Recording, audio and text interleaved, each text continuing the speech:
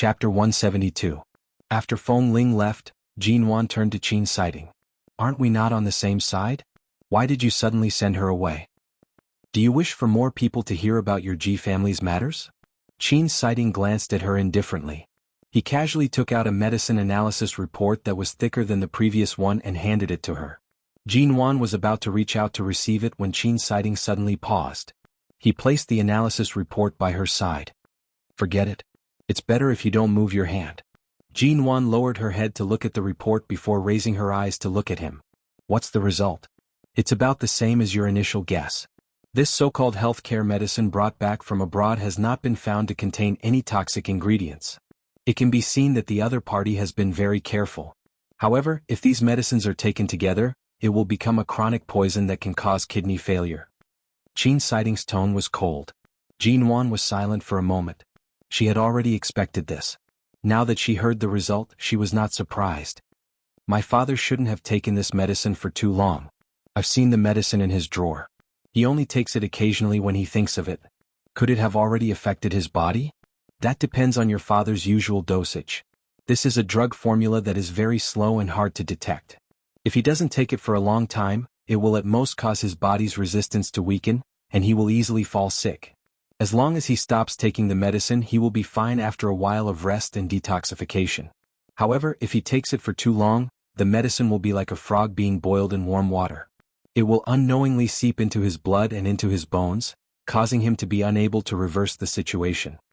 Jinwan stared at him, her expression cold and solemn. After a long while, she slowly and softly said, "Thank you. I've troubled you, Dr. Qin." Qin Siding smiled and glanced at the analysis report by her hand. It's a good thing that you've already discovered this matter. It's not hard to see that the other party is an extremely meticulous person. If you want to expose this matter, you still have to put in some effort. Otherwise, it's easy to fall into the other party's trap and dig your own grave. Jinwan nodded and did not speak. Qin Siding didn't bother with her anymore and let her sit by the side to wait for Feng Ling to return with the medicine. About 2 minutes later, Qin Siding sat at the desk in the consultation room and drank some water. He suddenly asked, "Is your stepmother's ex-husband the sickly man from the Sheng family who died early?" Jinwan had investigated Shinharu's matter, but she did not expect Qin Siding to know about it as well.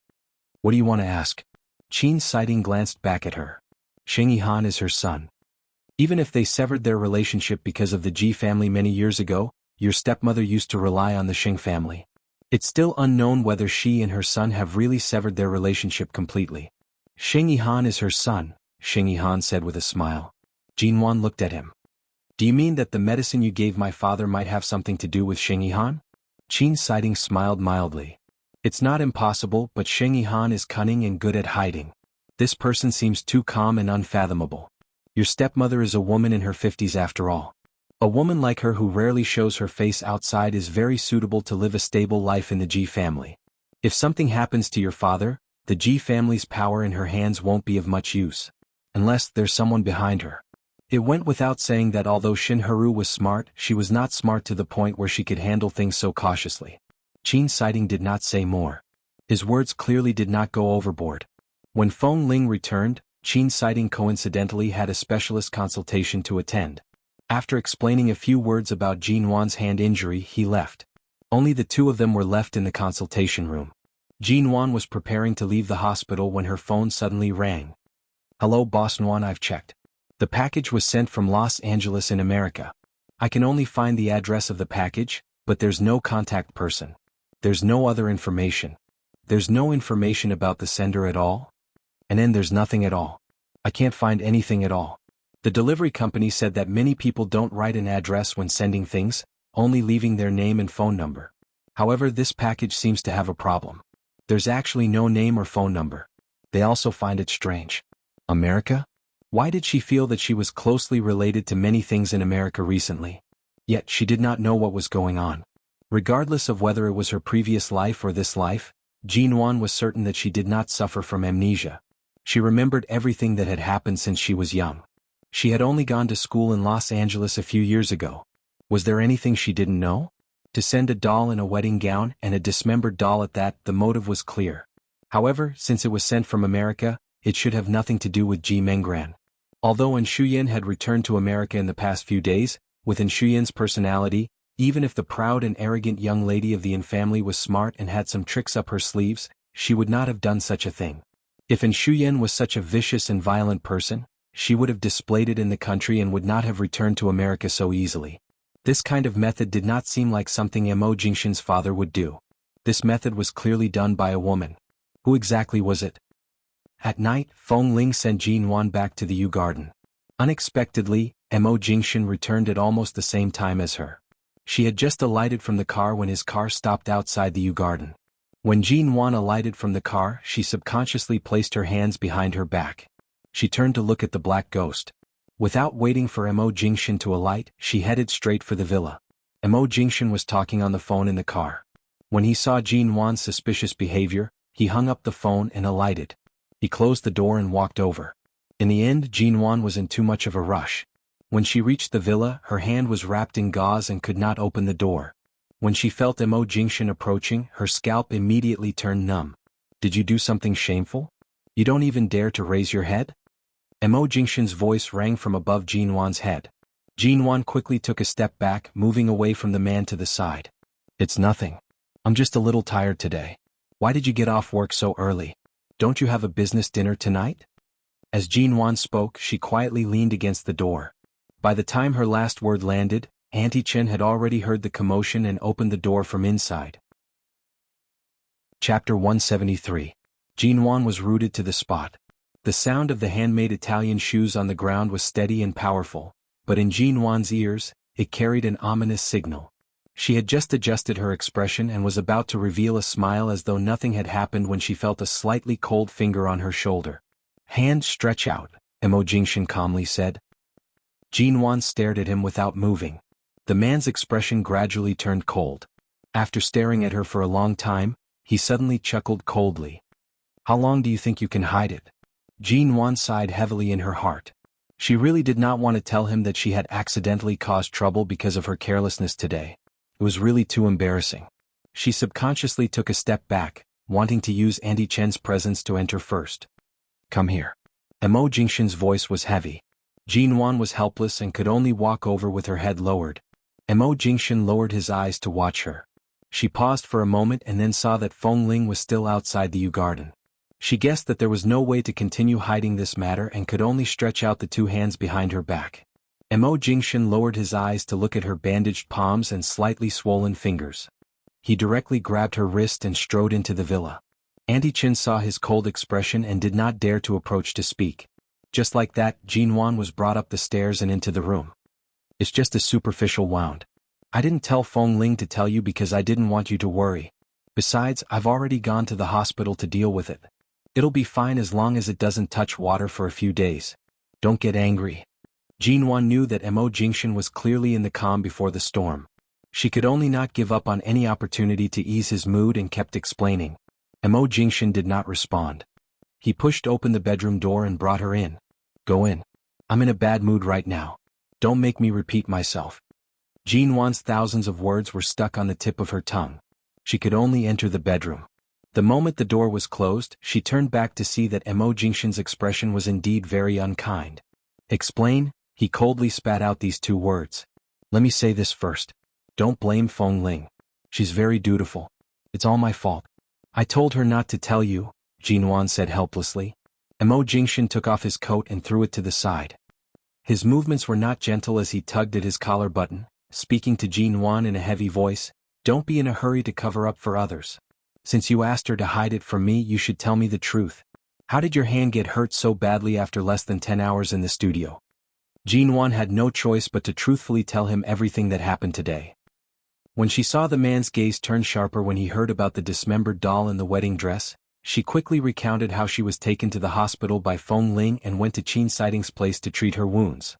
Her purpose was to let him know that Feng Ling was really responsible for her and that he shouldn't vent his anger on Feng Ling because of such a small matter. The source of the package, have you checked? Mo Jingshan's tone softened. However, rather than saying it softened, it was more accurate to say that there was an unexplainable danger hidden within. Feng Ling is so obedient to you right now.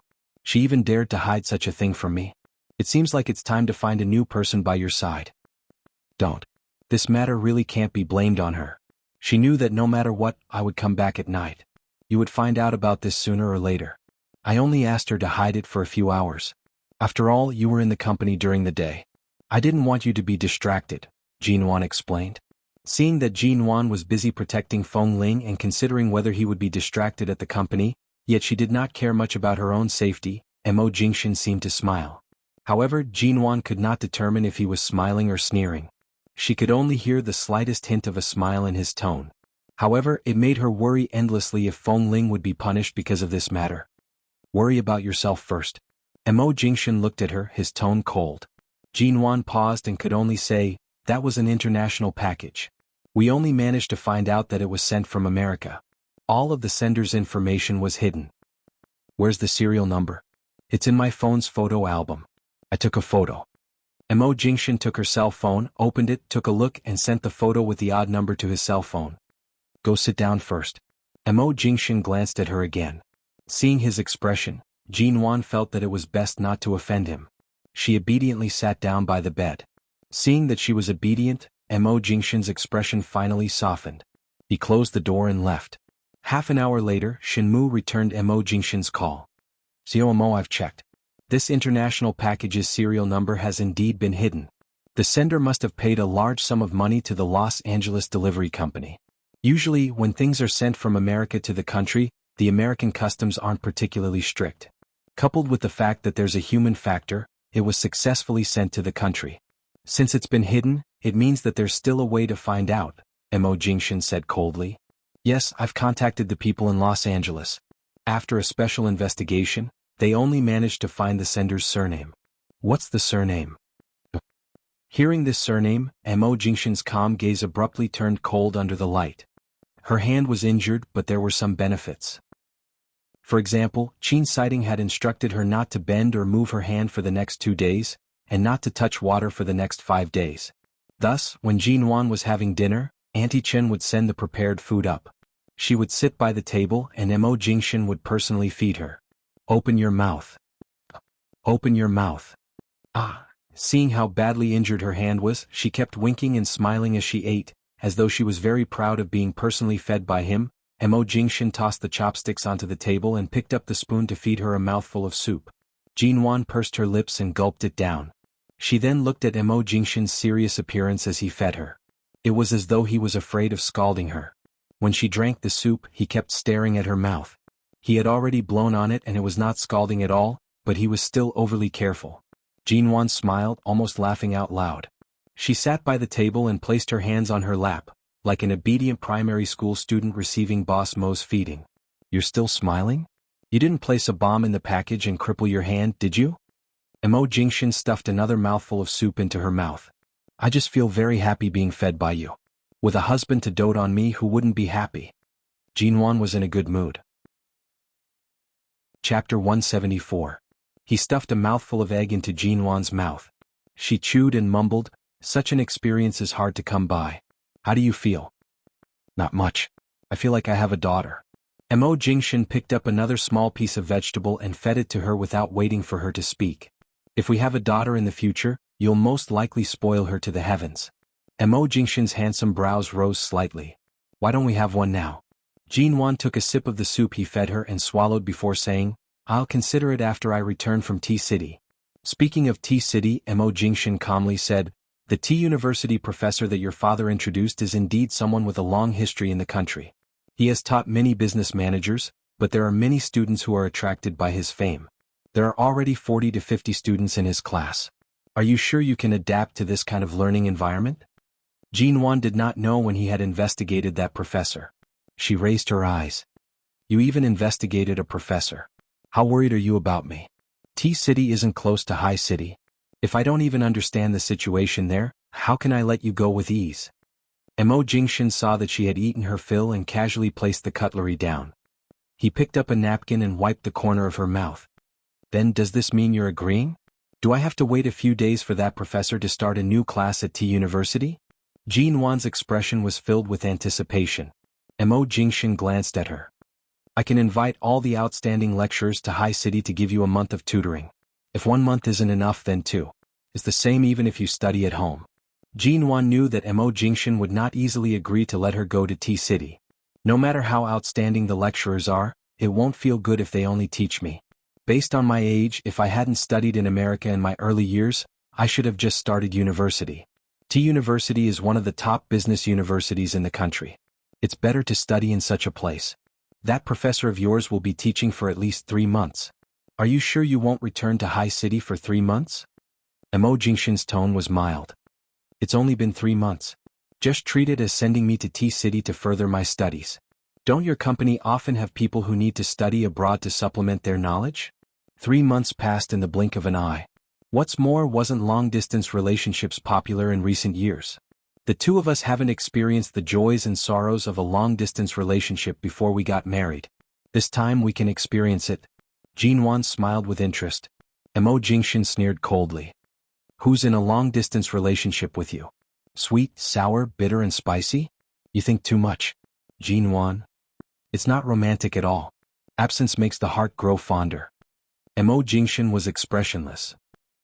In my eyes, we're still newlyweds. There's no need to use a small separation to make us feel better. Jinwan choked. She wanted to argue back, but Mo Jingshan did not plan to continue this topic. He signaled for her to stand up with his eyes. Get up first. You've just eaten and it's not easy to digest. Walk around the room for a while. I'll go prepare water for you to bathe. After saying that, the man turned around and entered the bathroom. Jinwan, she didn't know when it started, but Mo Jingshan was becoming more and more skilled at taking care of her. After the argument at night, no, it couldn't be considered an argument. At the very least, Mo Jingshan's attitude was ambiguous. He wasn't sure if he would let her go or not. Furthermore, he was always cold towards this matter. Jinwan's hands were bandaged. When she sat in the bathtub, her clothes had already been removed. Mo Jingshan half supported and half carried her into the water. She had been too busy in the studio during the day, and in the afternoon she had been frightened by the delivery. She had been too focused the entire day, and the moment she sat in the warm water, she couldn't control her eyelids and felt drowsy. Afterward, she didn't know why she fell asleep in the bathtub. She leaned against the side of the bathtub, but the water that splashed against her body made her unable to sleep well. She opened her eyes occasionally and saw the man's figure. The sense of security she felt when she was by Mo Jingshan's side caused her to close her eyes and not open them again. Mo Jingshan looked at her face that was flushed red from the hot water.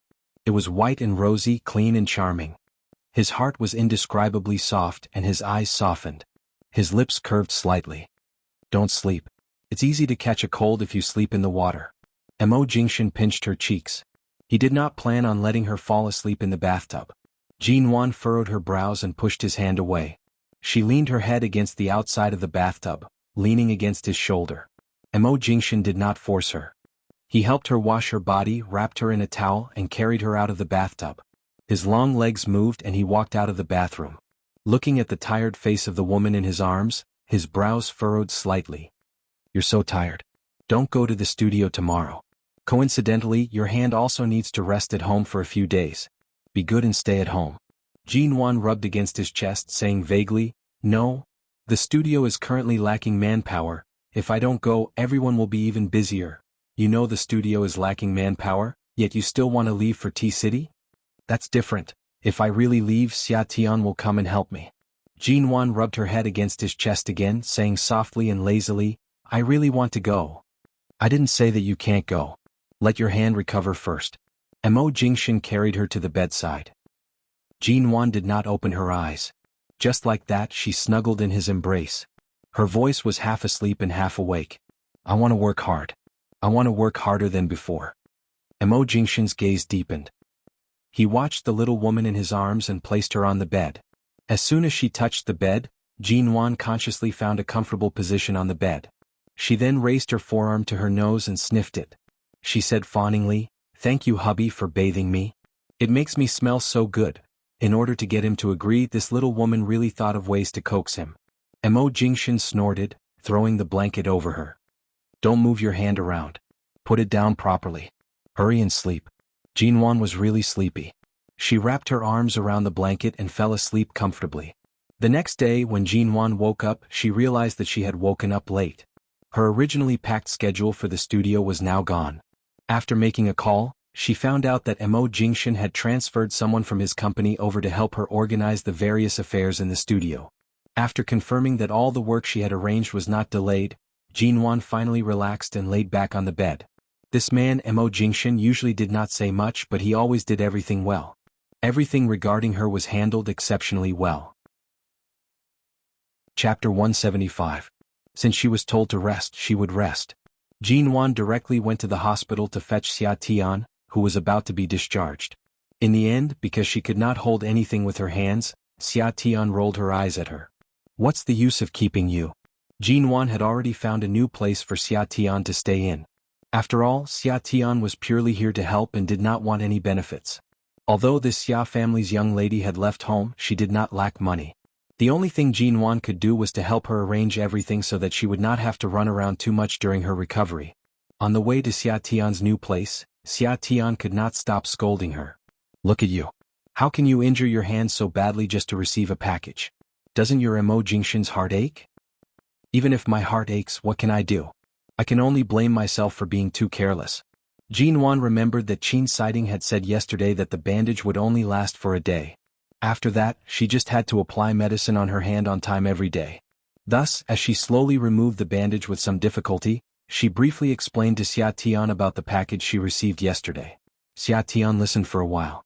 Initially, because there were outsiders in the taxi, she did not speak. After alighting from the car, Xia Tian asked the person helping her with her luggage to enter first. She looked at Jinwan from outside and asked, "This package is clearly a love rival trying to scare you. Who is so bold as to send this kind of thing to your studio? Isn't this blatant provocation?" As she spoke, Xia Tian turned around to look at Jinwan seriously. "Apart from that and Shuyan, who else do you know about your love rival?" Jinwan could not help but think for a moment when the word, love rival, was raised. Since it's a package from America, this matter should have nothing to do with Ji Menggran. As for America, Jinwan hesitated for a moment. "Apart from Shuyan, I really don't know who else." Xia Tian's expression was one of exasperation. "Who else is eyeing your husband, this piece of meat? You actually don't know? Do you know if Mo Jingshan has any other women in the country or abroad?" "I'm not too sure. There are only some rumors, but I can't confirm whether it's true or not." Xia Tian rolled her eyes. "You don't even know about such things. Wan, how much do you trust him? Mo Jingshan was a man that could only be chanced upon and not sought after. How many women were eyeing him? How many women wanted to sleep with him? You're not even on guard? But I trust him." "Trust my ass. Now your love rival has thrown a knife right in front of you. This time, it's a dismembered doll wearing a wedding dress and a blade. He's trying to scare and curse you. Who knew what would happen next time? You have to investigate this matter thoroughly. Mo Jingshan had been in America for so long. To him, and Shuyan was only a woman his father wanted to force onto him. Perhaps he didn't care about Shuyan, but did he not have any other women? Or other women who were eyeing Mo Jingshan covetously? Sending such a doll in a wedding dress, it is obvious that she has a deep grudge against your marriage. If this isn't the provocation of a love rival, what else can it be?" All right. Hurry up and go in. You're giving me goosebumps." Xia Tian refused to go in and continued to speak outside the door. "No matter how well Mo Jingshan treats you, he is still a grown man. Before you got married, he must have had his first love, right?" "I don't know." Xia Tian was about to be angered by her. Wan, I'm telling you, if you continue to be so careless, you won't even know which woman will rush to his bed in the future. Mo Jingshan is the Adonis of many unmarried girls in Haicheng and even in the country. He is now the CEO of the Mo Corporation and the only grandson of the Mo family. In the future, if he goes to America to inherit shine, women will rush to him like carps crossing the river. If you don't guard against them, you won't be able to chase them away even if you hold a fly swatter in front of him. Jinwan, you've always had a grudge against this marriage, but that's in the past. Now that you want to be with Mo Jingshan, you have to fully understand his past. Otherwise, what will you do if something like this happens again? Your love rival has already sent such a thing to you, but you don't even know who the other party is. The enemy is in the dark and you're in the light. You're at a disadvantage." Xia Tian tugged at her earnestly. Jinwan pulled Xia Tian into the residence and said, "I've long known that there will be many women who like him. Not only in America but in Haicheng, there are many rich young ladies who can't stand me and wish I would disappear as soon as possible. But those who dare to threaten you so openly must have a close relationship with him. I know that Mo Jingshan has always been very indulgent toward you. Speaking of which, is your sexual life harmonious? Xia Tian suddenly asked. Jin Wan pursed her lips. Forget it. Although your hand is injured, your rosy cheeks clearly indicate that you've been moisturized in various ways. From the way I see it, Mo Jingshan is really attentive toward you. If it was any other woman who has thoughts about Mo Jingshan, they would most likely be jealous to the heavens and explode from anger. Serves you right. How dare you harbor such thoughts toward a married man? Heaven will punish you if you're cheap. Nuan, you have to remember. Right now, Mo Jingshan is yours, but there are too many people who want to snatch away this piece of meat. You have to hold on to him tightly. Don't let him disappear. Jin Wan rolled her eyes. I'm still fine. Why are you complaining about it? I'm reminding you. Be careful that you don't even know when your meat is snatched away by a wolf. 3 days later, Jin Wan's hand wounds had healed. Except for the 2 deep wounds on her palms which couldn't come into contact with water, she could now move her hands normally. However, the skin on her palms needed some time to recover. The professor at T University would be starting classes next week. Jin Wan had to return to settle Shinharu's matter first. In her previous life, she was unable to prevent her father's organs from failing. In this life, she definitely could not let Shinharu's evil scheme succeed. Jin Wan first gave Ji Hongwen a call, saying that she would return. In the evening when she arrived at the Ji home, she saw Ji Minggran standing by the living room door angrily. Jin Wan met Ji Minggran's gaze. Jin Wan's expression was calm. Only Ji Minggran's face was filled with anger. She was so agitated that she abruptly stepped out to block Jin Wan's path. Jin Wan, you actually have the guts to return to the Ji home. What do you mean by this? Previously, you left me in that kind of place and almost caused me to lose half my life. You're so sinister and vicious, and now you're pretending to be a good person in front of Dad? You always say one thing to my face and another behind my back. How can you be so disgusting? Chapter 176. Sinister and vicious. Who are you talking about? Compared to you, how am I worthy of those words? You bribed a psychiatrist to prescribe medicine that would cause your own sister to become mentally weak. If you could even do such a thing, who could be more sinister than you? Taking advantage of my unstable emotions, you encouraged me to divorce every day and even encouraged me to commit suicide to chase Mo Jingshan away. Who could be more vicious than you? Jin Wan mercilessly retorted. Because Ji Hongwen had already walked to Ji Minggran's back, his words were clear and cold, not giving in at all. As expected, after hearing these words, Ji Minggran's face turned pale.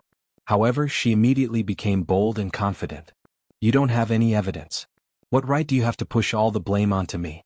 How would I know what kind of medicine the doctor prescribed you? After all, you're the one who needs to see a psychiatrist. The one who's sick is you, not me. Who knows if there's something wrong with your brain causing you to have delusions? Ji Minggran angrily said, furthermore, you didn't commit suicide. When did I encourage you to commit suicide? Do you have evidence? Do you have witnesses? It's all your imagination. Don't try to frame me. Thinking back to her previous life when she fell into the bathtub due to excessive blood loss and had no strength to get up, Jin Wan wanted to slap Ji Minggran's face. Jin Wan's gaze was cold and cold. If you don't want me to slap you, scram. A good dog doesn't block the door. Who are you scolding? Previously at the Mo family, I didn't fall out with you in front of everyone because of Dad. Right now, I'm not in the mood to bicker with you. Scram. Ji Minggran stood by the door, refusing to budge. You still want to hit me? This is the Ji family home. Without Mo Jingshan to support you, let's see if you dare to hit. Pa. Without hesitation, Jin Wan gave her a slap. Ji Minggran stiffened. She immediately reached out to grab Jin Wan's hair with an unwilling expression. Jin Wan dodged aside. If not for the injury on her hand, her slap would have been even heavier. Seeing that Ji Minggran was about to go crazy and fight with Jin Wan, Ji Hongwen, who had been listening for a long time, suddenly said coldly, Enough! Why are you making a scene in front of our house? Ji Minggran abruptly stiffened. She turned back and met Ji Hongwen's gaze. Her eyes were filled with panic. Dad, it's Jin Wan. Ji Hongwen didn't even look at her. He only looked at Jin Wan. Come in first. After entering the door, Ji Hongwen asked, What's going on? You and Minggran haven't seen eye to eye recently. What she did last time was indeed out of line, but is what you just said true? Dad, Jin Wan has wronged me.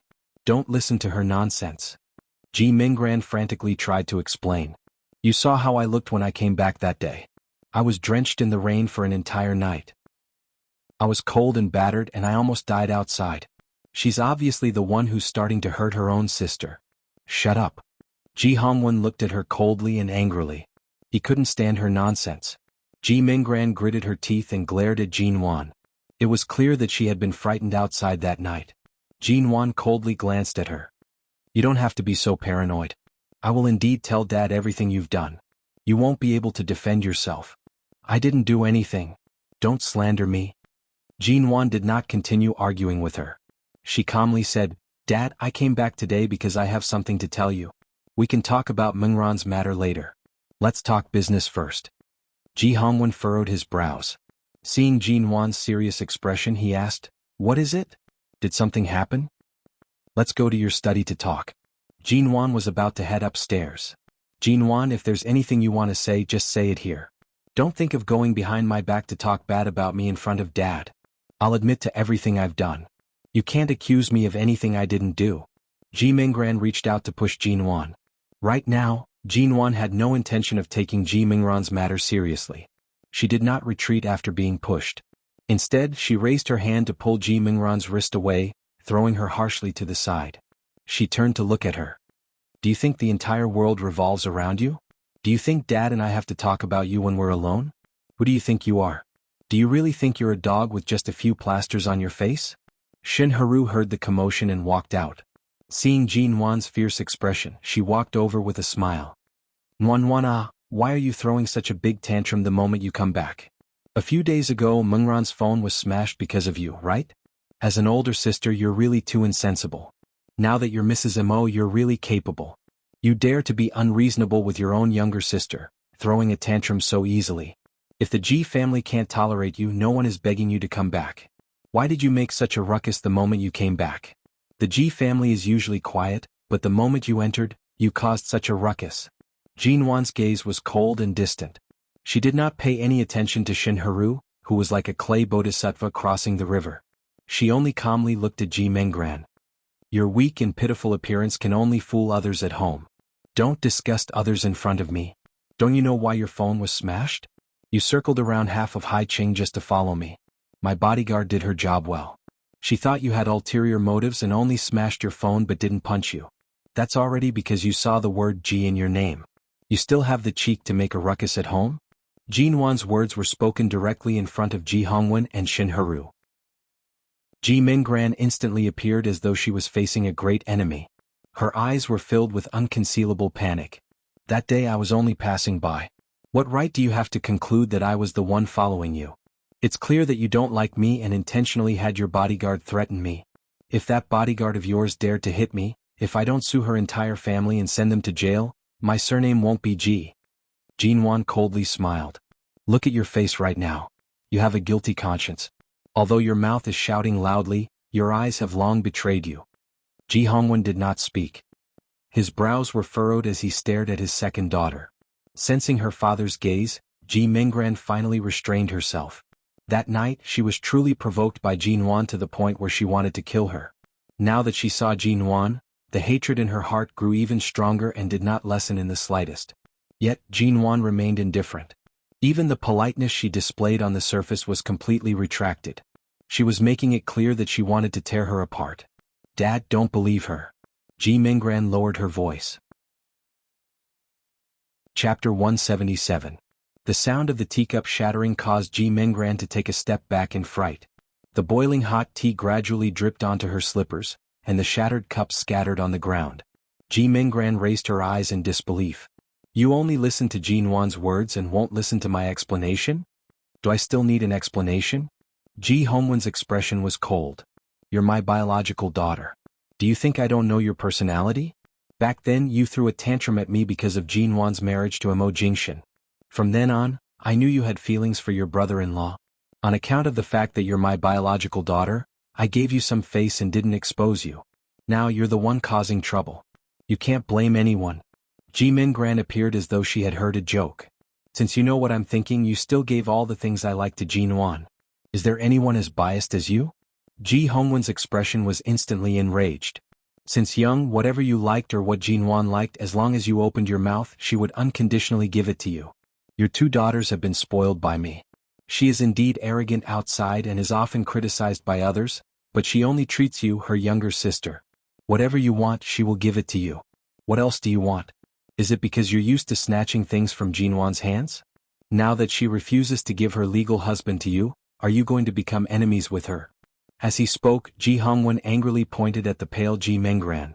You still have the cheek to stand here and cause a ruckus. You unfilial daughter, kneel down. Me? Kneel down? Ji Menggran glared at him with reddened eyes. Kneel down.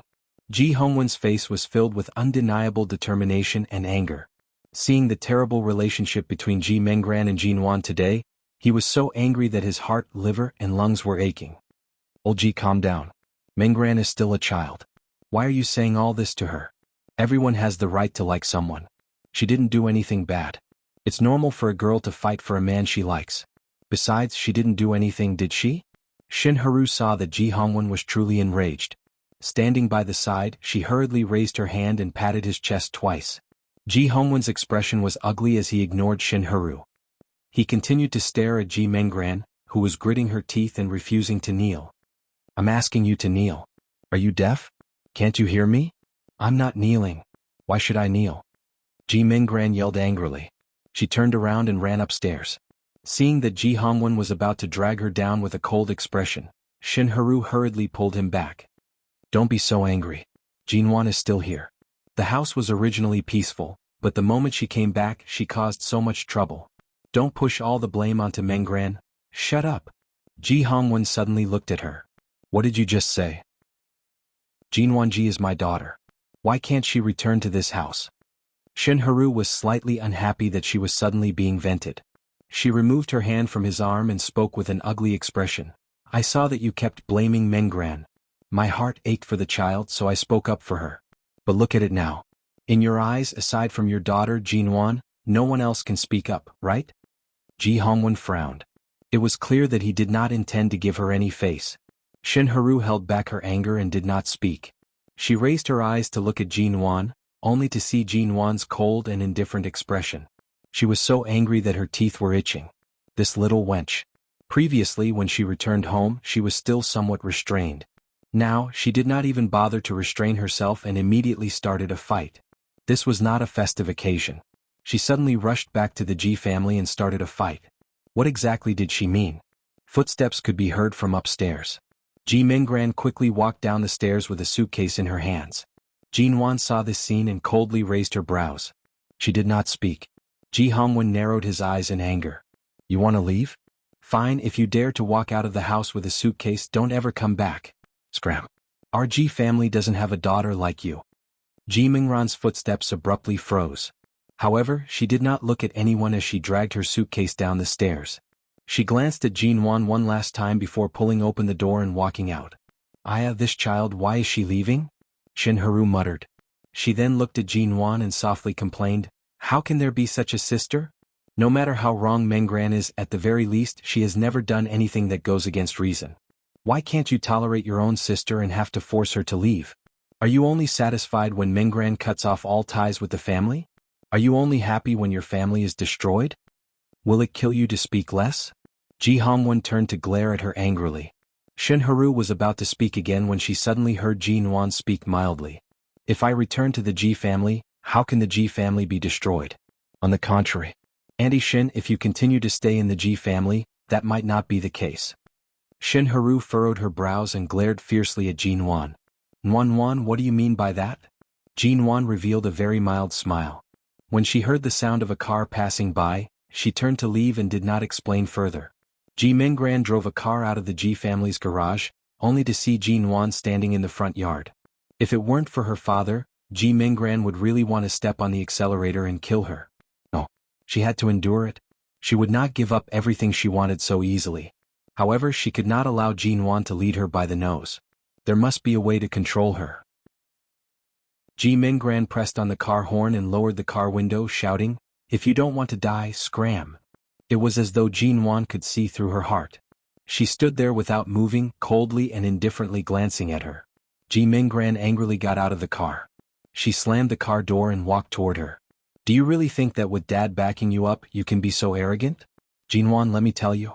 Where do you want to go? Jinwan appeared as though she did not hear her words. She only smiled faintly and glanced at Ji Mingran's furious expression. Seeing Jinwan's expression, Ji Mingran was about to go crazy. She gritted her teeth and glared at her. The Ji family can't contain me, but there's definitely a place that can. Jinwan smiled. She was slightly taller than Ji Mingran. She leaned forward slightly, and Ji Mingran felt an indescribable pressure. She took a step back. Chapter 178. Ji Mingran's heart sank and she took another step back. Her legs were so weak that she could barely stand. She could only lean against the car behind her to steady herself. Her face was pale, and she looked at Jinwan in disbelief and guilt at the fake smile on Jinwan's face. How did she know? How did he know about the friends she had made? How did she know what she was thinking? Could it be that Jinwan was possessed by some kind of demon or ghost? She even had the ability to predict things? No, that was impossible. Something must have gone wrong somewhere. Jinwan guessed that Jinwan had already investigated her and found out about the friends she had made before, so she followed the clues to the melon. That must be it. Even though she thought this way, Ji Mingran still stared at Jinwan in fear. She could not understand why Jinwan had become so unpredictable. Ji Mingran's entire body was extremely tense. Jinwan only looked at her with a smile that was not a smile. She did not have any other expression or movement. Jinwan reached out and patted her shoulder. Mingran, as a person it's best to be quiet and not have too many thoughts. If you want to destroy someone you must be careful not to destroy yourself first. Ji Mingran leaned against the car. Her expression was stiff like a fossil, and her entire body was about to slide off the car door. She raised her hand to push Jinwan's hand away, avoiding her touch. Originally, Ji Mingran was not afraid of her words at all. However, earlier in Jinwan's eyes, there seemed to be something unexplainable. It was a kind of hatred that had been hidden for many years and thousands of words. Ji Mingran could not understand it. The only thing she knew was fear. An indescribable coldness from Jinwan's gaze caused Ji Mingran to feel fear in her bones. The coldness that seeped into her bones was indescribable. Since things had already developed to this stage, Jinwan did not intend to keep Ji Mingran in suspense any longer. You're on your own. Jinwan's gaze swept past her face.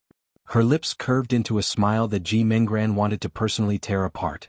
She elegantly and indifferently turned to return inside. Ji Mingran had been standing by the car door in a daze. She heard the door open and close. After confirming that Jinwan had entered, she slowly and carefully exhaled. She suddenly sniffed, picked up her new cell phone, and opened the videos of Jinwan that she had secretly taken before. In the videos, Jinwan was like a proud peacock looking down on everyone, full of flaws, and it was easy for her to catch them. These videos were what she wanted to show Mo Jingshan, to let him see how spoiled Jinwan was in life. After watching the videos again, Ji Mingran's palms were covered with a layer of sweat. In just one night, Jinwan had become so uncontrollable. She was good at scheming. She appeared innocent, but in fact she was terrifyingly black-bellied. She could even accurately grasp everything she had done and not done. She could figure out her thoughts so thoroughly. She did not even have a chance to retaliate. It was as though she had been led by the nose by Jinwan. No matter how much a person changed, it was impossible for her to become like this. In just one night she was able to understand all of her goals. She was even able to predict and guess things that had yet to happen. Her heart and original plans were completely exposed. Jinwan's body, was she hiding some secret? There must be a secret. Otherwise it shouldn't be like this. Everything was too illogical. Everything was within Jinwan's control. This was too illogical. After Jinwan entered, the villa had already regained its peace due to Shinharu's pretense. Mingran has really left? Seeing that Jinwan had returned alone, Shinharu asked with a frown. Jinwan calmly glanced at her. Auntie Shin, I really can't understand people like you. Back then, in order to stay in the Ji family safely, you cut off all ties with your own son just like that. You're so heartless, yet now you're so concerned about a stepdaughter. Wanwan, what are you saying? Although my tone earlier was a little harsh, didn't I still hope for the two of you to live well together? Shinharu smiled as she tucked her hair behind her ears. She assumed the attitude of a good wife and mother. Let's not talk about the past. All these years, it's been you and Mingran in front of me. I know very well who's close and who's distant. Jinwan smiled, but her smile did not reach her eyes. She looked toward Ji Hongwen, whose expression was still ugly. Dad, let's talk? From the moment Jinwan entered the door, Ji Hongwen knew that this child definitely had something to say. He said, "Wait for me in the study. This child, she's still so secretive. I've already married into the Ji family for so many years. It's not like I'm an outsider. What can't she say in front of me?" No matter how hard Shinharu tried to hold it in, her tone was still somewhat strange. Jinwan was about to head upstairs when she passed by Shinharu. Her footsteps seemed to subconsciously pause. Using a voice that only she could hear, she lowered her voice and said, "Auntie Shin, I haven't settled the debt with Shengihan back then. Don't think that you can protect him by cutting off all ties with him. You've been hiding in the Ji family for so many years. You must be tired, right?" Shinharu's expression faltered.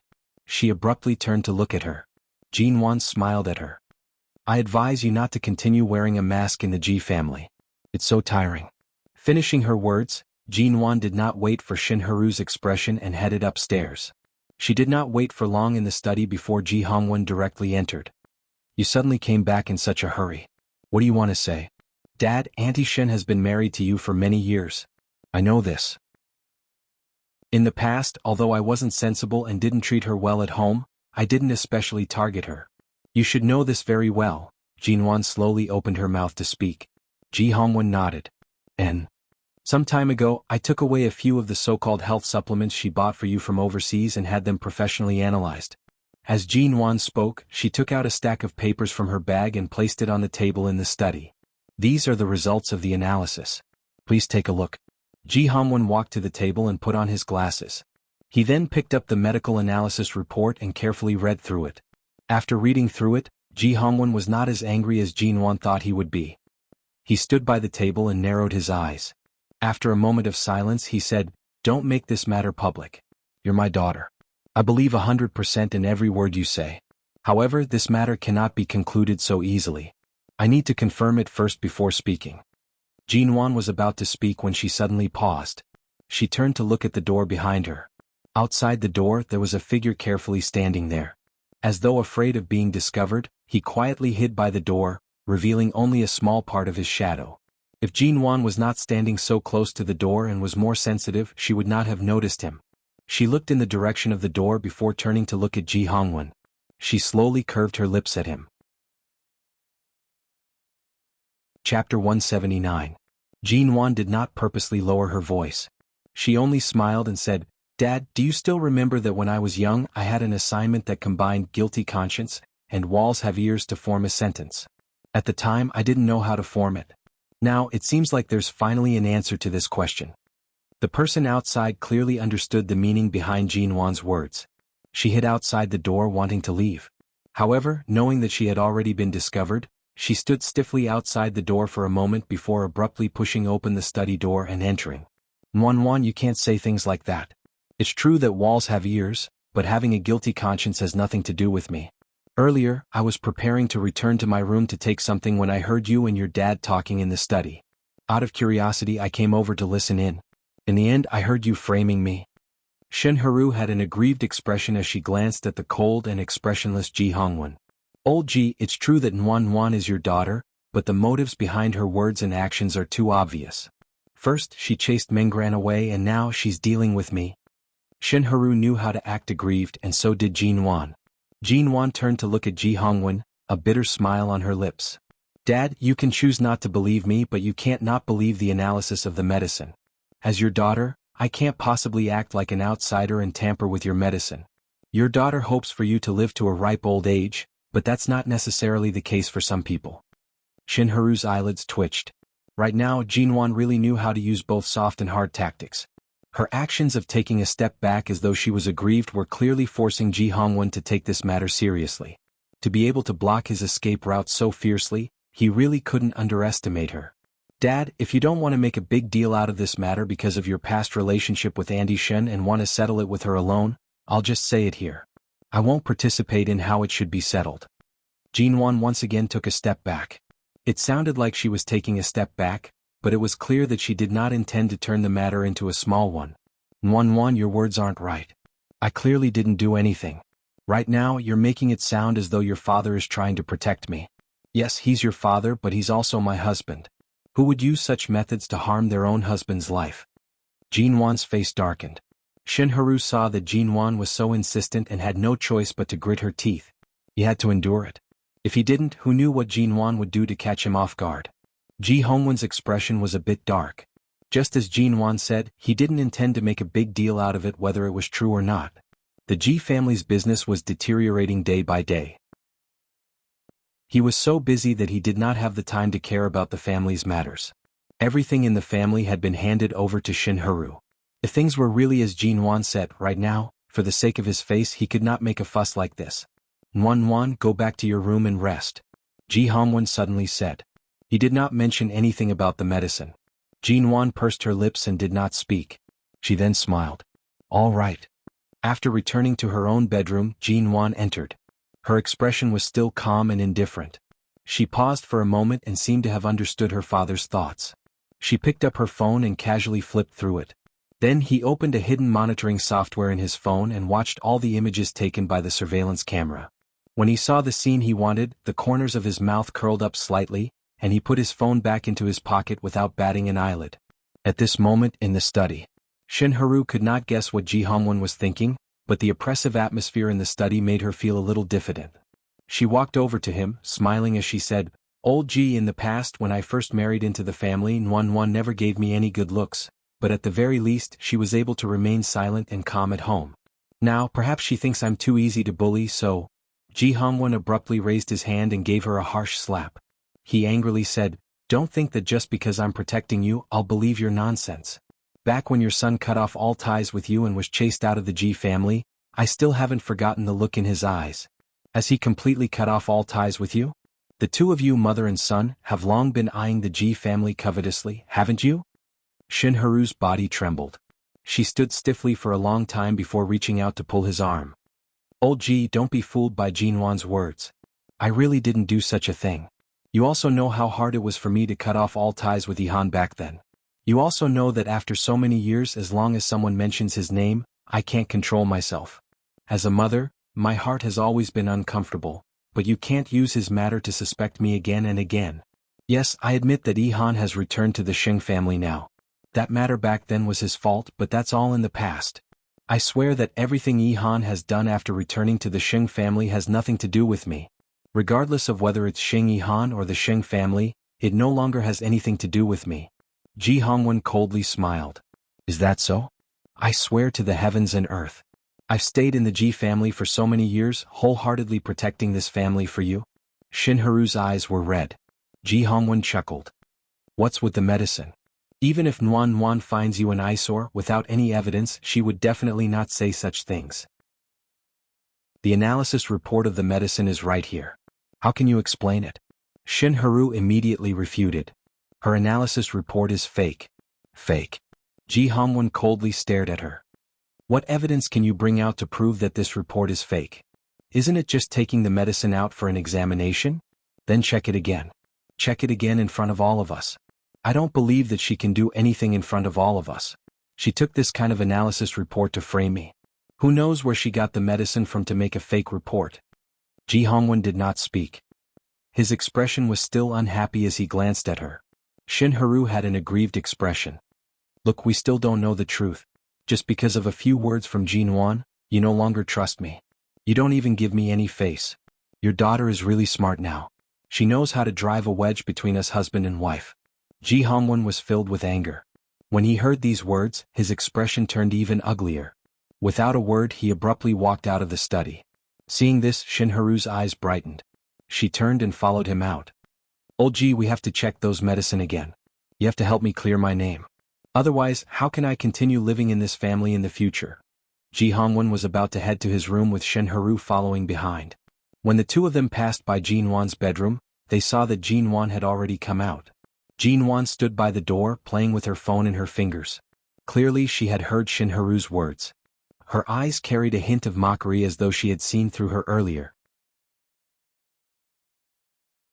Chapter 180. In the hallway, Shinharu did not look at Ji Hongwan's expression.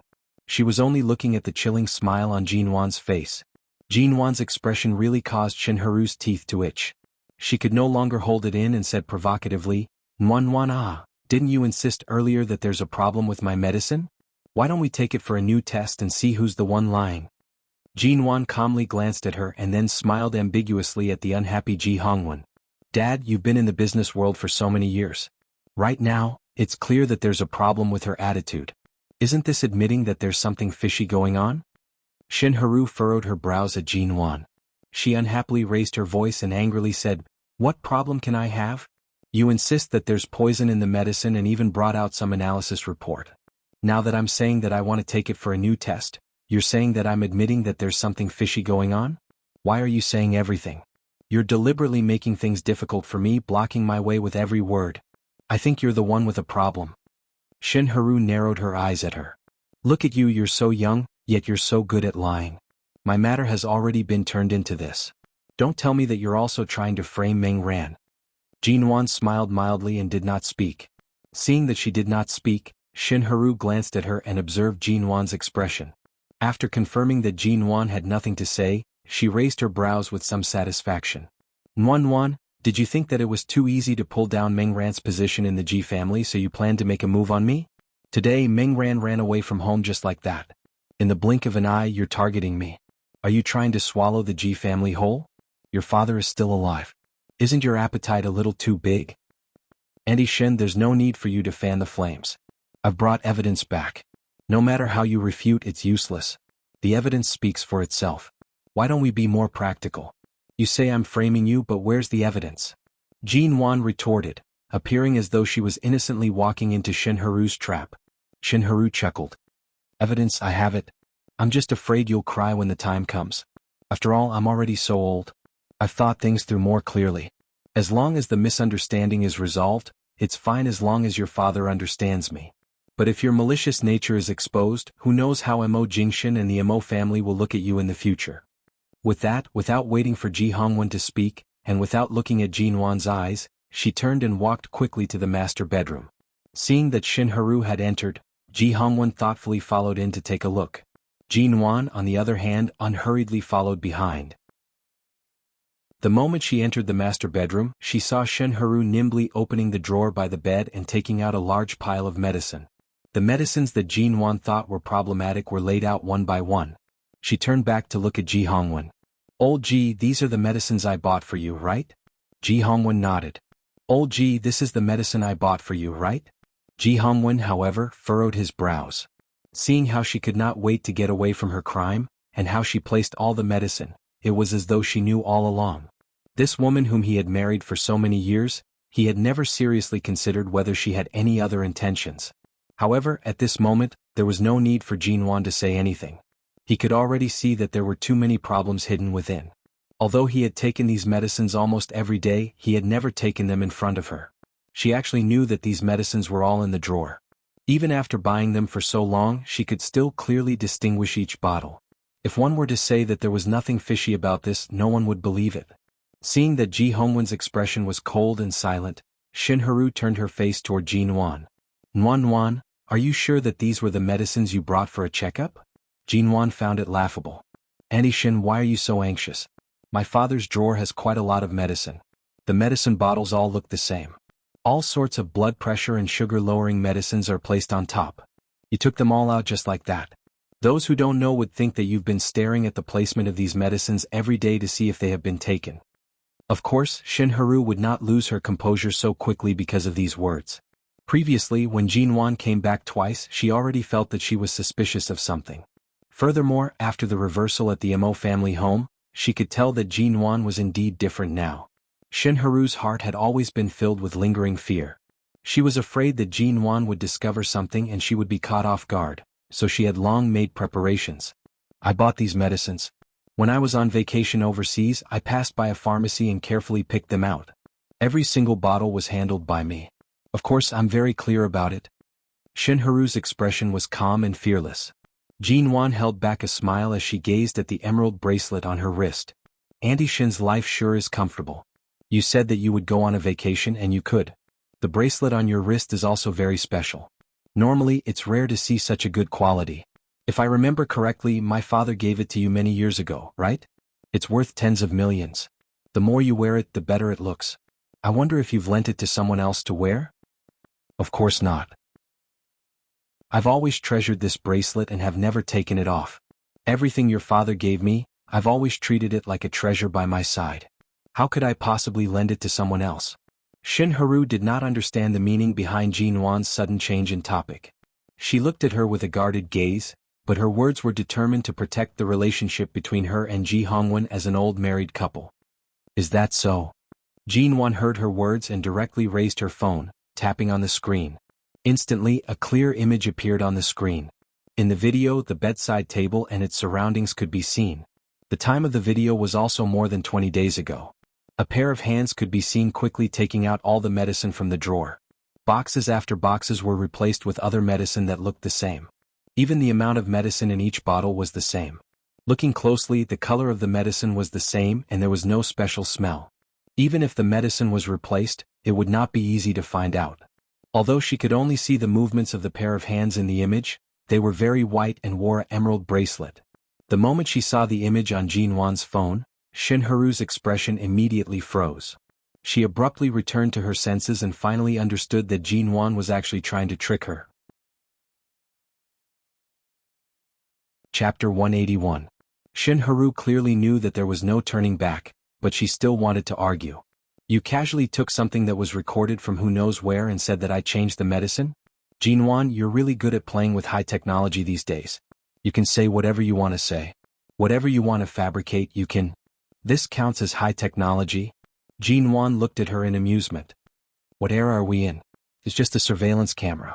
What's so difficult about it? You actually dare to place surveillance cameras in your father's bedroom. You still have the cheek to say that, this is my father's bedroom after all. I won't take pictures of places that shouldn't be taken.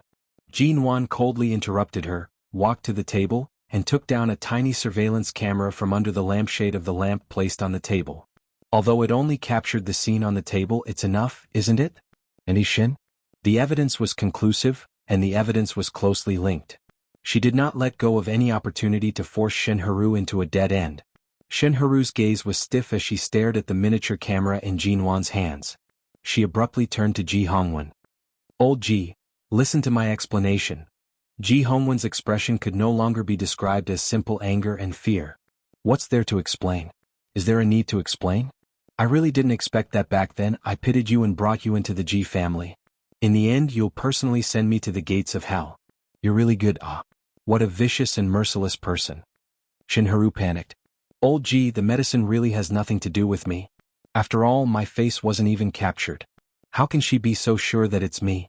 Even in court, there has to be conclusive evidence. How can she be so sure that it's me just because of this bracelet? The bracelet was given to you by me. Jin-Wan can't recognize it, but do you think I can't? We've been married for so many years. I can recognize your hand the moment it appeared in the video. Is there a need for Jin-Wan to confirm it? Ji Hongwen's eyes were filled with coldness. His anger could no longer be appeased. Shin-Haru refused to give up. Ji Hongwen didn't doubt Jin-Wan's words and didn't want to make a fuss. Now that the truth was in front of him, not only could he lose face, but the fire in his heart was also burning. With a slap, he slapped her again, venting all the fire in his heart on her, slapping her hard and hard. Jin-Wan tossed the miniature pinhole camera into her pocket and did not say another word. She expressionlessly watched Shin-Haru's disheveled expression. If it didn't concern her father's life, she wouldn't mind continuing to play with Shin-Haru. However, if the matter of these drugs was not exposed, Dad's health would only deteriorate. She had done what she had to do. She wouldn't interfere with how his woman was going to be dealt with. Shin-Haru held onto her swollen face. She turned to see Jin-Wan standing by the side, watching the fire burn. Because she was too angry and hateful, Shin-Haru gritted her teeth and forced herself to calm down. She then glanced at the enraged Ji Hongwen and lowered her head. She pitifully said in a soft voice, All right. I admit it. Old Ji, I'll explain everything clearly to you. Actually, the father of the man I married is the current head of the Sheng family. He wanted to borrow my hands to swallow a sum of money from the Ji family. Initially, I didn't know that the medicine was poisonous. They threatened me and forced me to give it to you. Later on, I found out. I didn't change the medicine to clear my name. Instead, I was afraid that you would really eat it and harm your body. That's why I secretly changed it. Firstly, I didn't want you to find out. Secondly, I didn't want the Sheng family to know. Old Ji, I really did it for you. However, I've lived in the Sheng family before. Those people are scheming and I can't win against them. I didn't want to be forced to such a state, she kept explaining, hoping to salvage the situation. However, her gaze landed on Jin Wan's side. She discovered that Jin Wan seemed to have seen through her expression and was only smiling mildly. Shinharu's heart thumped. She did not dare to look at her, afraid that Jin Wan would see through her. Ji Hongwen resisted the urge to rip the bracelet off her wrist and smash it. He coldly said, "From today onwards you're not allowed to go anywhere. You can only stay in this room. You're not allowed to answer a single phone call. You're not allowed to interact with the Sheng family or any outsiders. Everything in the Ji family's villa will be handed over to the housekeeper. The matters in the company that have been handed over to you will be handed over to someone else. Don't even think about getting a single cent from the Ji family." Shinharu's body abruptly swayed. She took a step back and sat down on the bed. Her eyes trembled as she looked at him. "Old Ji, you can't treat me like this. If you say another word, I'll immediately scram out of the Ji family. Don't blame me for not leaving you with your last bit of face," Ji Hongwen said impatiently. Shinharu immediately shut her mouth, not daring to speak any further. Being locked up at home was better than being chased out. As long as she waited for her punishment, there might be a chance for things to turn for the better. If she was chased out just like this, not only would she lose all her face, she might not even have the chance to make a comeback with Ji Hongwen in the future. After enduring for a while, she sat on the edge of the bed quietly, not daring to say another word. 2 days later, Jin Wan took the time to visit the hospital. She had originally planned to use the fact that her hand had recovered to visit Dr. Qin and see if he had the time. If he had the time, she would like to treat him to a meal. After all, she had brought him quite a bit of trouble when she asked him to help with the drug analysis. Regardless of how much face Qin Siding had given Mo Jingshan from her level, she still had to formally thank him. The moment she entered the hospital, she suddenly saw an ambulance stop by the entrance. A person covered in blood was being carried in by the medical staff. Jin Wan stood by the hospital entrance. From the corner of her eye, she suddenly saw a figure running out of the ambulance. She never expected it to be Shinianj. She then saw that Shinianj's hands and clothes were also covered in blood. Her complexion was pale as she followed the medical staff in. When she passed by, Jin Wan asked with concern, "Miss Shi? Did something happen?" Shinianj's footsteps paused. She turned to see Jin Wan. In her panic, she only nodded politely at Jin Wan. She did not say much and continued to run in. The medical staff who followed behind shouted, "Everyone make way, make way. There's a huge car accident ahead. There's an injured person behind. Make way." Jin Wan immediately took a step back and saw another person covered in blood being pushed in. Chapter 182. When the medical staff went in, Jin Wan walked up to her. "Miss Shi, are you all right? There's so much blood on your body. If you're injured, go and deal with it quickly. Is it your friend or someone else inside? I'll stay and talk to the doctor for you. Go and check your wounds." "I'm fine." Shinianj turned her eyes and raised her hand to show Jin Wan the blood on her hand and body. "I'm not injured. The blood is all theirs. My driver and assistant are injured. They're seriously injured. I'm fine." At this time, many reporters ran in from outside the hospital. While filming the situation in the hospital, they came over to ask, "Excuse me, are you the family or friends of the injured? Can anyone tell us in detail about the heavy car accident on Yuanyang Avenue?" Outside the emergency room, there was a sudden chaos because of the reporter's intrusion. Shinianj did not speak. Jin Wan was about to separate her from the reporters when suddenly, a low male voice came from behind the crowd. "Get out of the way." That voice was unbelievably cold. Jin Wan turned her head abruptly and saw Qin Siding standing there expressionlessly in a white coat. As soon as Qin Siding appeared, all the medical staff on the first floor of the hospital fell into silence. No one dared to speak loudly. The reporters were stunned. When they turned back to see that it was a doctor who was so rude, they directly raised their cameras to point at him. However, before the reporters could speak, the hospital's security guards had rushed out from behind Qin Siding and chased the reporters out. As they were chased away, they said sternly, "The emergency room is not a place for reporters to film. Get out quickly. Don't block here and delay the doctor's treatment of the injured. Go." In an instant, the surroundings finally quieted down. Qin Siding glanced at Jin Wan coldly and indifferently, and then, as if inadvertently, his eyes fell on Shinianj, who was standing behind Jin Wan. Seeing Shinianj standing there with a pale face and not speaking, he walked over. The man's voice was low and cold. "Where are you hurt?" This question was clearly directed at Shinianj. Niange clearly did not expect that the hospital she was brought to by the ambulance was actually the hospital where Qin Sighting was. She was silent for a moment. There was no obvious expression on her pale face. She only said mildly, "I'm not hurt." When she answered, Niange did not look at Qin Sighting. Her eyes were cold and clear, as cold as Qin Sighting's. Qin Sighting had one hand in the pocket of his white coat. His cold eyes swept over her, and a cold smile appeared on his lips. "That's true. Miss Sher's life has always been tough." At this moment, Niange abruptly turned to look at him and met Qin Sighting's cold gaze. Her gaze was calm and her tone was cold. "Right now, my driver and assistant are seriously injured. Their lives are unknown. Dr. Qin can target me, but please don't add insult to injury at this time." Qin Sighting scoffed coldly before sneering coldly, "I really couldn't tell that Miss Sher actually has a conscience toward the people around you. That conscience of yours that was eaten by a dog has been slowly growing back after all these years in America." Niange did not speak anymore and stared at him. Jinwan did not wish to interfere in other people's emotional matters, but she could not bear to listen any further. She moved closer to Qin Sighting's side and said softly, "Dr. Qin, when Miss Sher ran in earlier, she seemed to be limping. She might have hurt the tendons in her leg or injured her ankle. Her complexion is so bad. Although the blood on her body is not hers, she must have been frightened. You're a man. Don't stab her heart at a time like this, okay?" At a time like this, he was still rubbing salt on Niange's wounds? She really could not tell that this man, who clearly held a scalpel to save lives every day, was actually such a cold-blooded and heartless fellow. "Frightened? What does frightened count as?" Qin Sighting said coldly and meaningfully, "Even if a person with a heart of stone was pierced by 1,000 arrows, they would not feel anything. If a few words of mine could stab her heart, she would not be Niange."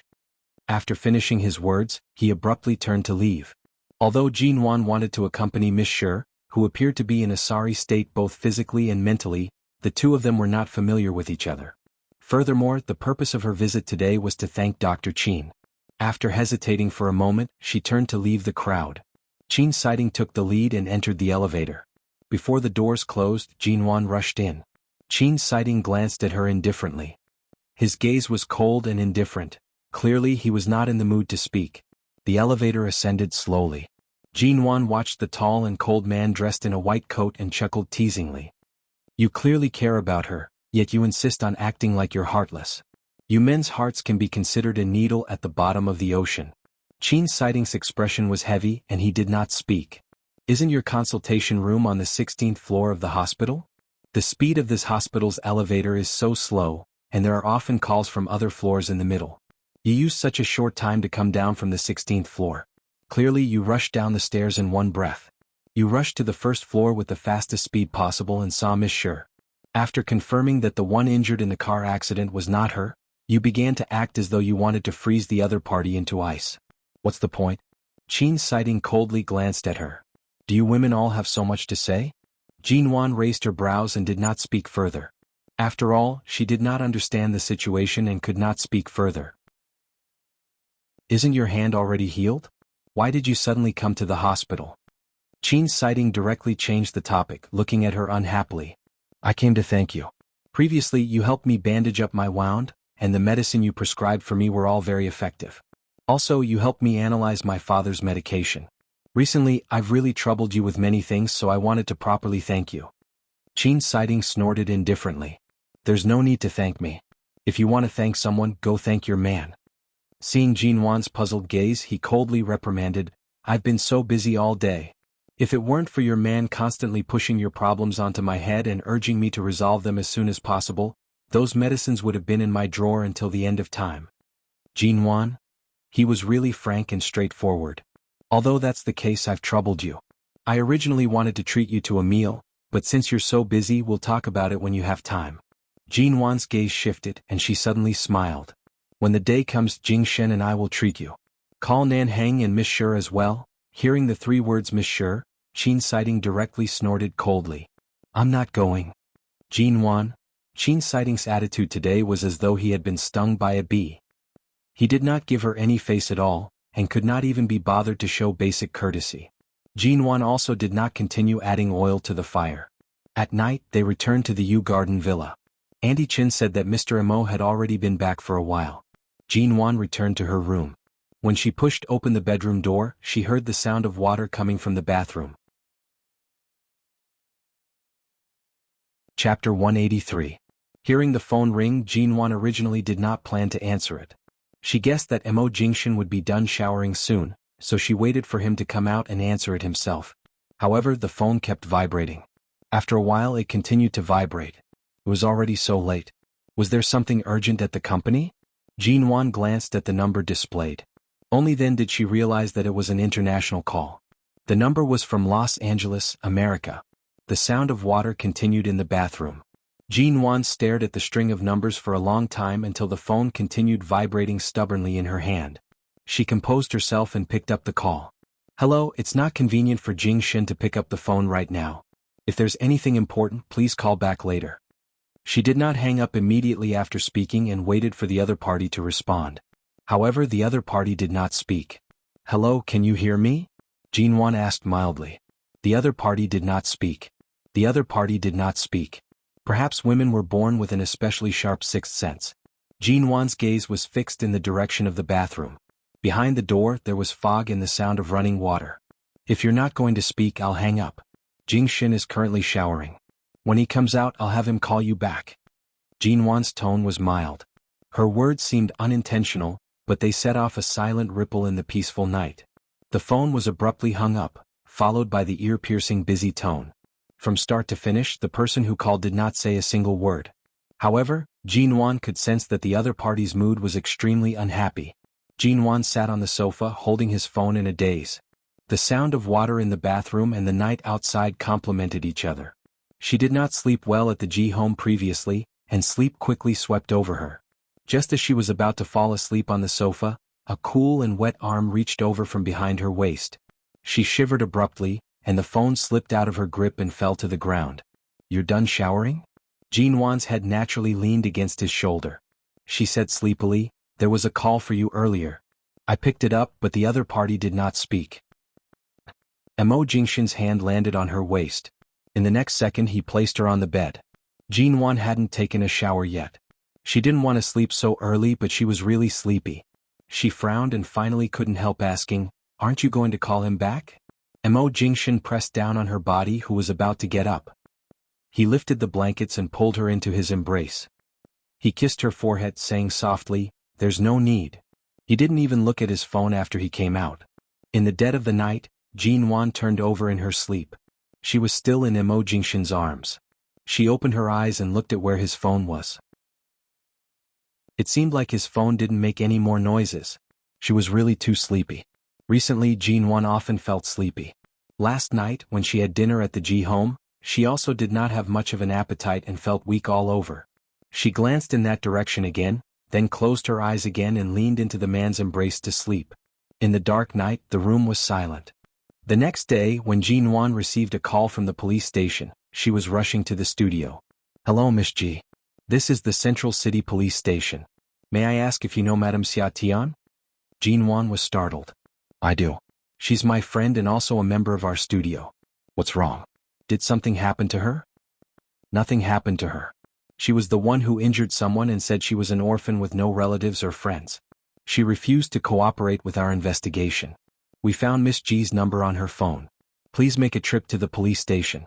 Jinwan was slightly confused. Xia Tian did not want to have any contact with the Xia family in S City. This was not the first time she lied about being an orphan. But Xia Tian had injured him? How was that possible? She had just been discharged from the hospital. Her legs were still weak. How could she have the ability to injure someone? Jinwan didn't have time to ask. She quickly drove to the police station. When she reached the police station, she quickly walked in. The moment she entered, she saw Xia Tian sitting in the interrogation room by the side door. Her expression was indifferent as she stared at the police officer who was taking down her statement. It seemed like they had been facing each other for a long time. My apologies, Xia Tian is my friend. May I ask what exactly happened? Jinwan pulled a police officer aside and asked softly. The police officer glanced at Jinwan and then at Xia Tian, who was still in the interrogation room. As though he had seen something strange, he said, she injured a reporter and smashed his camera. After being brought to the police station, although she didn't resist, she didn't cooperate at all. She said she didn't know anything and even said she didn't have parents and that she was born from a rock. Her mouth is very tight. If I hadn't snatched her phone and found your number, she would most likely be sitting here staring at our police officer until tomorrow morning. Jean Wan, she smiled awkwardly at the police officer and repeatedly apologized. She then entered the interrogation room and nodded apologetically at the police officer. She then moved closer to Xia Tian's side and lowered her voice to ask, "Didn't you just report to my studio today? Why did you suddenly get beaten up?" As soon as Xia Tian saw Jean Wan, she immediately glared at the little policeman outside the door angrily and said unwillingly, "This bunch of talkative policemen. If they have any problems they can just come at me. Why did they call you here? What exactly happened?" Jean Wan glared at her. Xia Tian rolled her eyes at the light in the interrogation room and said in a low voice, "I went to report to your office in the morning, but when I arrived I found someone sneaking around your office for a long time. Then he went downstairs and hid outside Jinlin building. I saw that he had a video camera in his hand and I became suspicious. I went over to snatch the camera from him and flipped through it. I realized that it was full of photos of you. And it wasn't just near your studio. This person seemed to have been secretly following you for a long time. There are many photos of you." Jean Wan's brows jumped. Her expression was strange. Why would he take photos of me? Chapter 184. Jean Wan suppressed the suspicions she had toward the person who took the photos. "Since there's a reason for you to beat someone up, just tell me. Why are you so stubborn and unwilling to give a statement?" Xia Tian immediately rolled her eyes at the police officer in the interrogation room. "Who says the police are good for the good? I already said my leg was injured, but they still forced me into the police car and took me away. What's worse, they even confiscated my walking stick and said it was a weapon. They said that I was using my leg injury as an excuse to gain sympathy. What kind of police are they? Each and every one of them is like a block of wood and won't listen to what I say. It's obviously the person who took the photos secretly. Why did they lock me up here and interrogate me?" The police officer had clearly heard Xia Tian's complaint, but he still said sternly and expressionlessly, "Madam Xia, recording a statement doesn't mean a conviction. No matter what the truth is, it's true that you beat someone up. If you don't give a clear statement, the police can only use a more forceful method to execute you." Xia Tian rolled her eyes and turned to whisper in Jean Wan's ear so that only she could hear, "Earlier on he was the one who forced me into the police car. Now he wants me to cooperate and give a statement. I won't let him off so easily." "Jean Wan, big sister, is the point right now to be angry with the police?" Feng Ling, who was outside the police station, looked at the situation inside and turned to take her phone to make a call. "Mr. Mo, after all, Xia Tian really hurt someone. Right now, not only did she refuse to cooperate with the interrogation, but she was also waiting for the hospital's evaluation. The police station refused to let her go, so Jean Wan decided to accompany Xia Tian in the police station. But she never expected Mo Jingshan would suddenly come here. When she saw Mo Jingshan's car, Jean Wan stood up in surprise and looked out. Xia Tian completely ignored the oppressive atmosphere in the police station. When she learned that Mo Jingshan would actually lower himself to come to such a place, she immediately smiled at Jean Wan with a gossipy expression. Jean Wan had just walked out when she heard that the police were cautiously and respectfully explaining the situation to Mo Jingshan. She rushed forward. Mo Jingshan, who was negotiating with the police, saw her and immediately looked in her direction. Jean Wan approached him and lowered her voice to say, "Xia Tian did this because of me. Did Feng Ling tell you about me at the police station?" Mo Jingshan did not reply. He looked at Jean Wan's expression and saw that she did not appear to have suffered any grievances in the police station. He then turned his attention to Xia Tian in the interrogation room. His gaze was calm and composed as he held Jean Wan's hand, calmly saying, "Wait for me in the car." "But Xia Tian hasn't. She will be released soon. Since I'm here, don't worry and leave it to me in?" Mo Jingshan's eyes were clear. In a place like the police station, Jean Wan was indeed not as powerful as Mo Jingshan. She did not say more and returned to the car to wait. When he got on the car, Feng Ling followed him. Jean Wan sat in the car and looked at Feng Ling. "Did you find out that I was followed and photographed?" Feng Ling only hesitated for half a second before answering truthfully, "Yes." Jean Wan calmly glanced at her. "Why didn't you tell me in advance? That person has been following you for a long time, but he has been careful to keep his distance. The only things he could capture were photos of Mrs. Mo's daily life and work. There wasn't anything too personal," Feng Ling calmly said. "In order to make him give himself away, I intentionally made the security system in front of the studio malfunction so that the other party would lower his guard. I didn't expect that he would be unable to sit still so quickly. Originally, I wanted to take you down today, but I didn't expect Miss Xia Tian to discover it first. I also didn't expect Miss Xia Tian's temper to be so fiery. What's the other party's background? Jin Wan's tone did not sound heavy, but her light words carried extra weight. This time, Feng Ling was silent for several seconds and did not directly answer. You can't say? When Jin Wan spoke, she acutely sensed that Feng Ling's gaze seemed to be directed toward the police station. She was looking in Mo Jingshan's direction. Feng Ling withdrew her gaze and still did not answer. Jin Wan stared at her. Feng Ling, although Mr. Mo is your true employer after all, you've been with me for the longest time. You should understand my character well. Although I'm not too persistent in getting to the bottom of things, nor will I make things difficult for you, I really hope that you can be more honest with me. Feng Ling was quiet for a moment.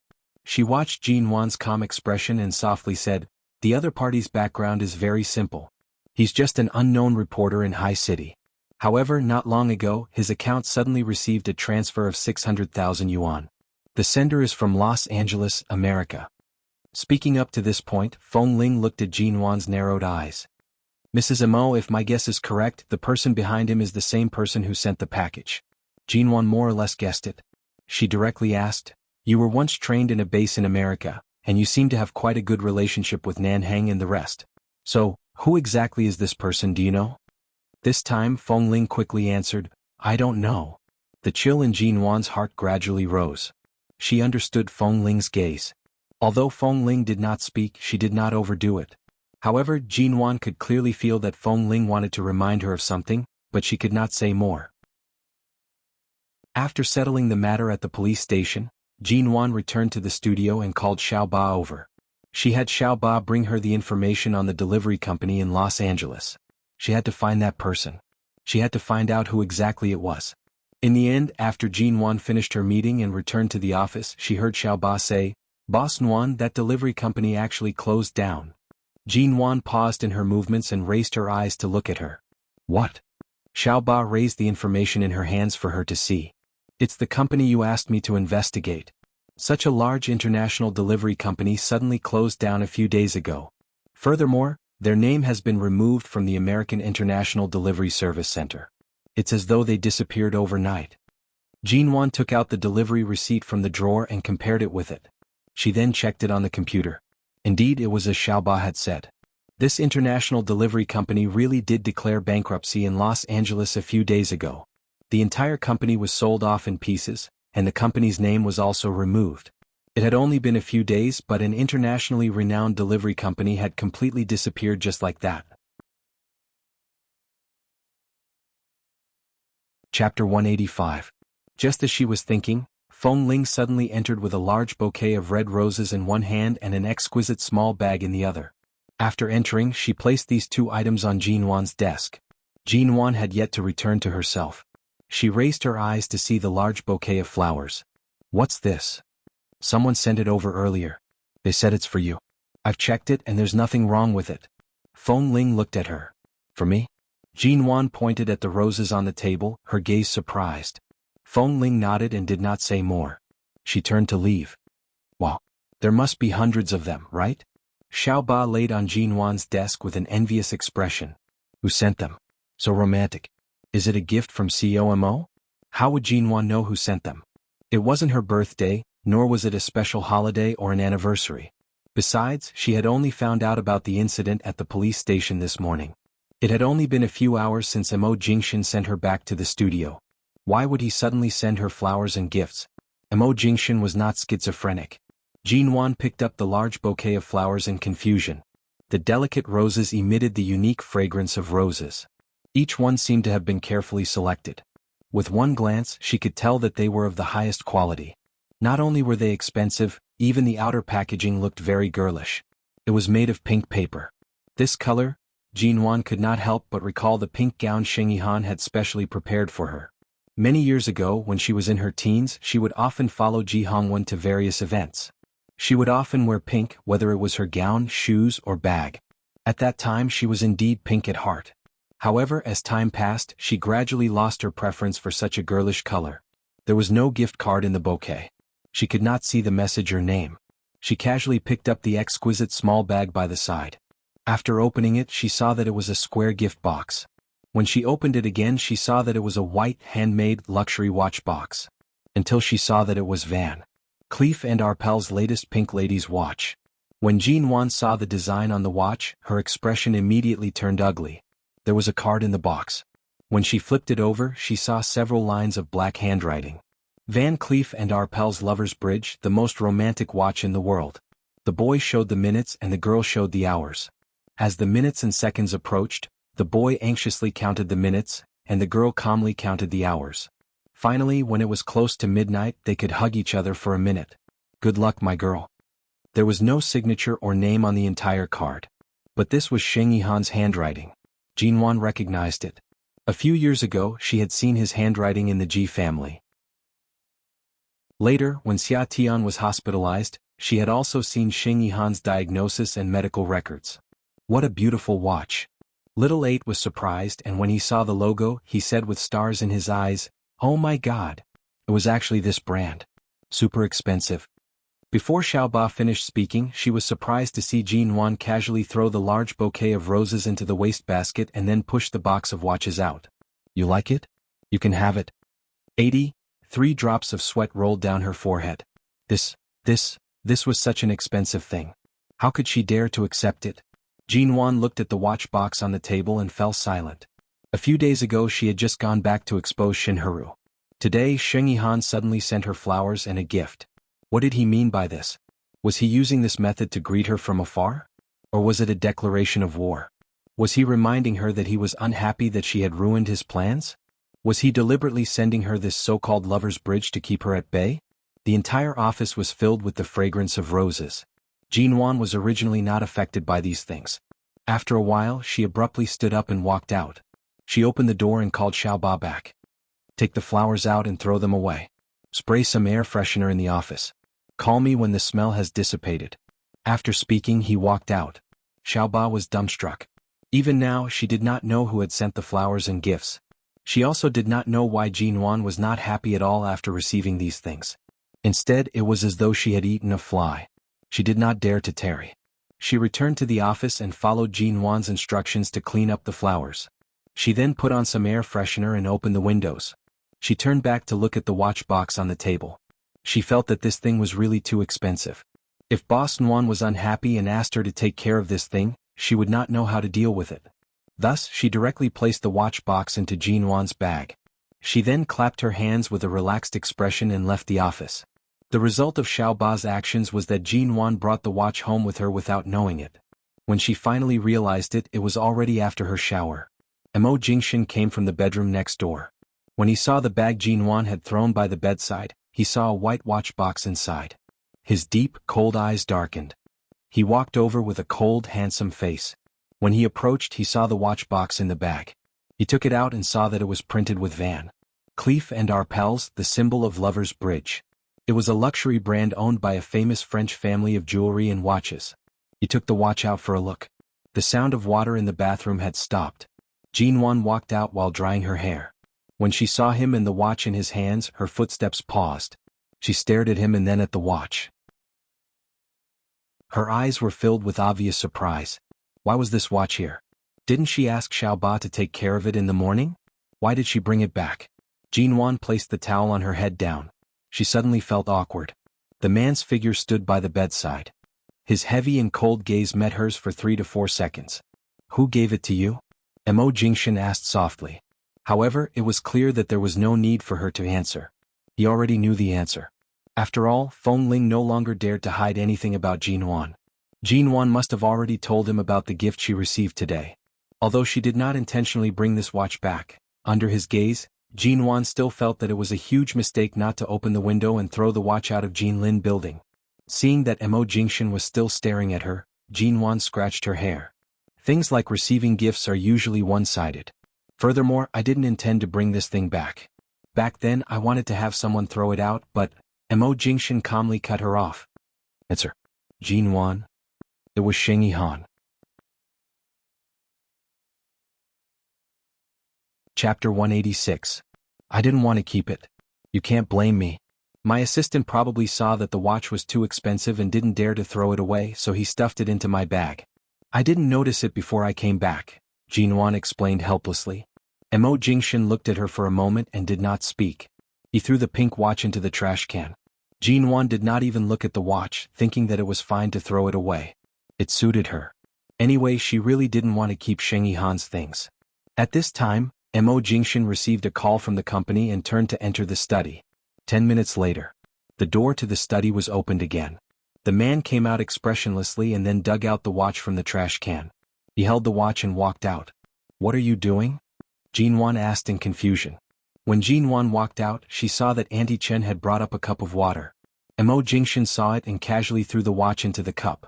Steam rose from the cup. Silently, the time on the watch was fixed at 9 o'clock p.m. The boy and girl in the watch were at an untouchable distance. From now on they could no longer approach each other. Auntie Chen held the cup with a surprised expression. She did not understand what was going on.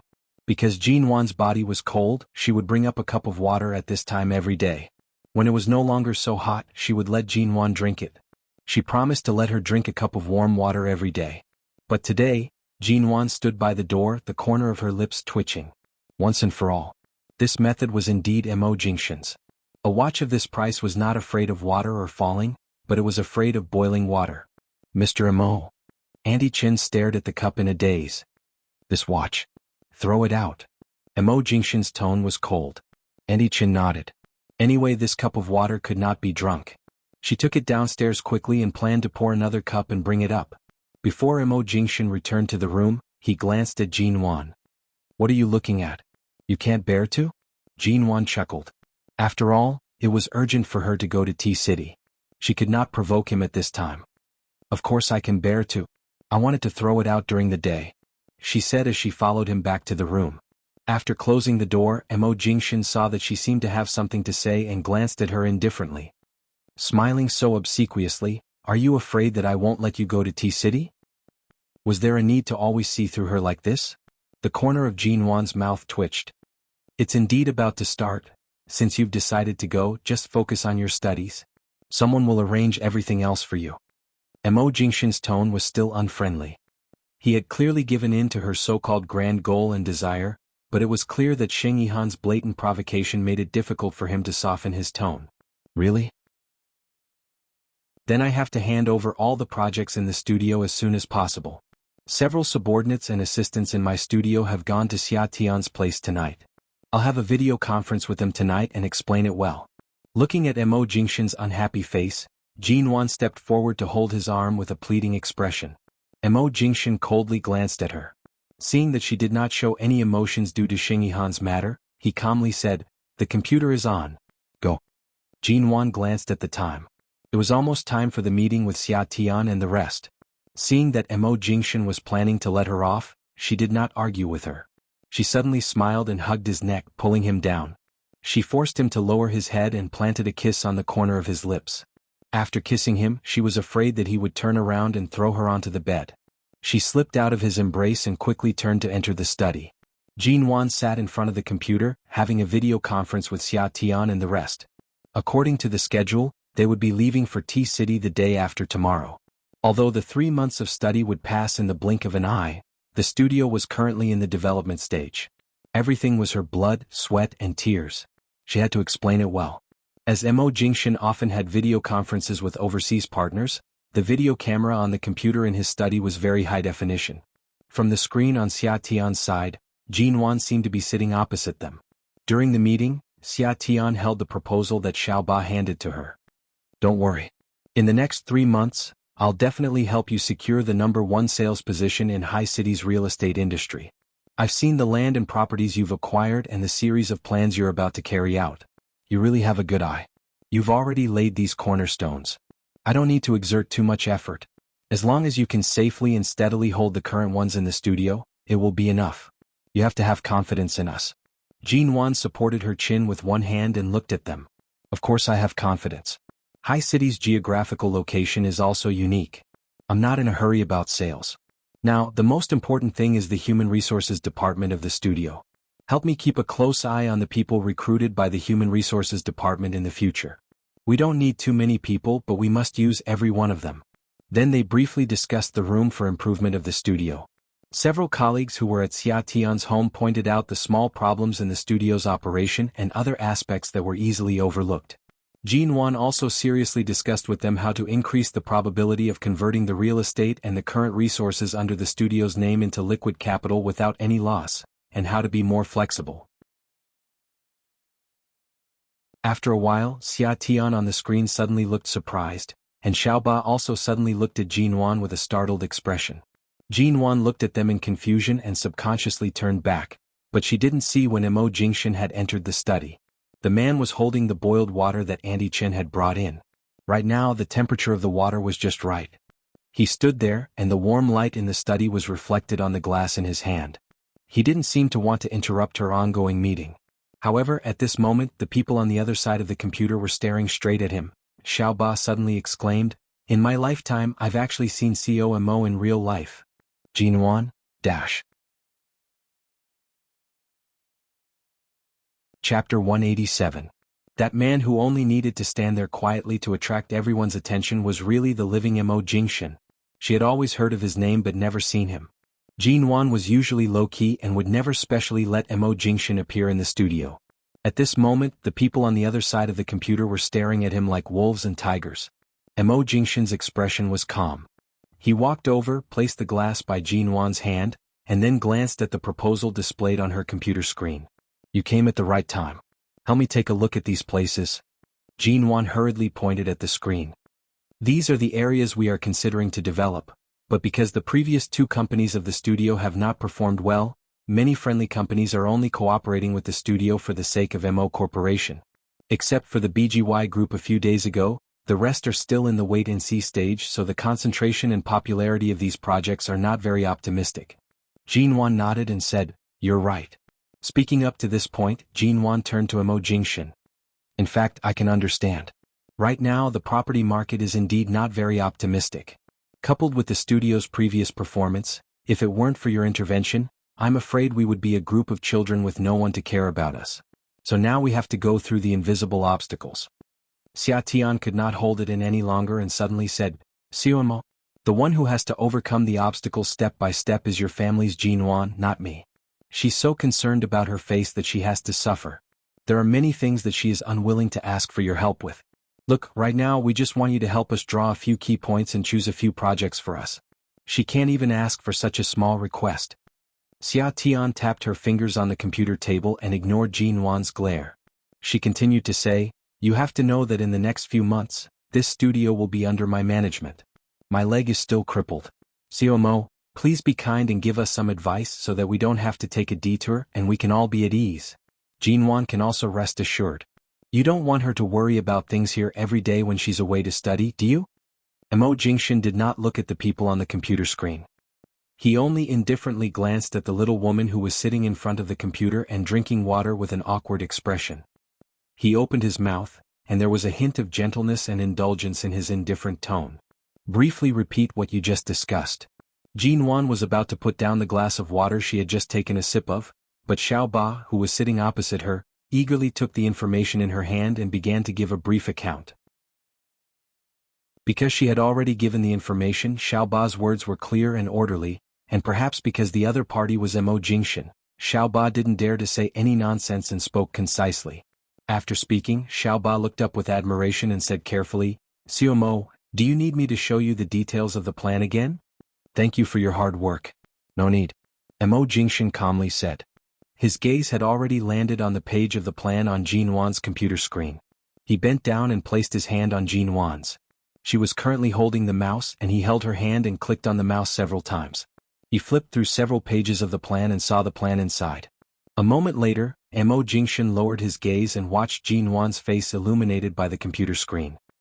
He looked at her exceptionally serious expression and chuckled softly. His tone was slightly indifferent and filled with indescribable doting. Circle the fifth item on the third page. For the next month, focus on this project. Jin Wan immediately flipped the plan back to the page he had mentioned and focused on it. As expected, this piece of land was purchased by me at the end of last month. Right now, High City's Tourism Bureau is planning to develop this area into a tourism development zone. I originally planned to suppress this area for a period of time, but the tourism bureau has sent out many people to interfere with the price of the land nearby. Thus, this area should be regulated and can't be suppressed any longer. We should stop while we're ahead. As Mo Jingshan helped her highlight the key points of this project, he marked all the areas that included the predicted price increase. His meaning was clear and also gave her a hint. Is it because you have someone in the city's tourism bureau and know that they will only release the regulation policy in a month, so you want me to suppress it for at most another month? Jinwan asked. Mo Jingshan, yes. It was just a single word. He said it lightly, yet it was as it should be. This was a very simple logic. Even if Jinwan had the ability to predict the future 10 years from now, she could not do everything perfectly. On the other hand, Mo Jingshan's status was different. In this enormous high city, regardless of whether it was the business or political world, he had a certain amount of connections. He could obtain the most direct and accurate plans in advance, and it was many times more effective than her so-called prediction ability. Thus, a man like him was truly terrifying. Not to mention turning back time by 10 years, even if he was thrown into the torrent of history, he would still be able to control everything. He could always look at the entire situation and stand at the top of the pyramid. When Mo Jingshan helped her highlight the key points, he gave her a concise and comprehensive analysis. Jinwan listened attentively. In the study, only their voices could be heard. The video was on the entire time. Xia Tian, Xiaoba, and the others could be described as absolutely quiet. Wasn't the legendary Mo Jingshan aloof, cold, and unreasonable?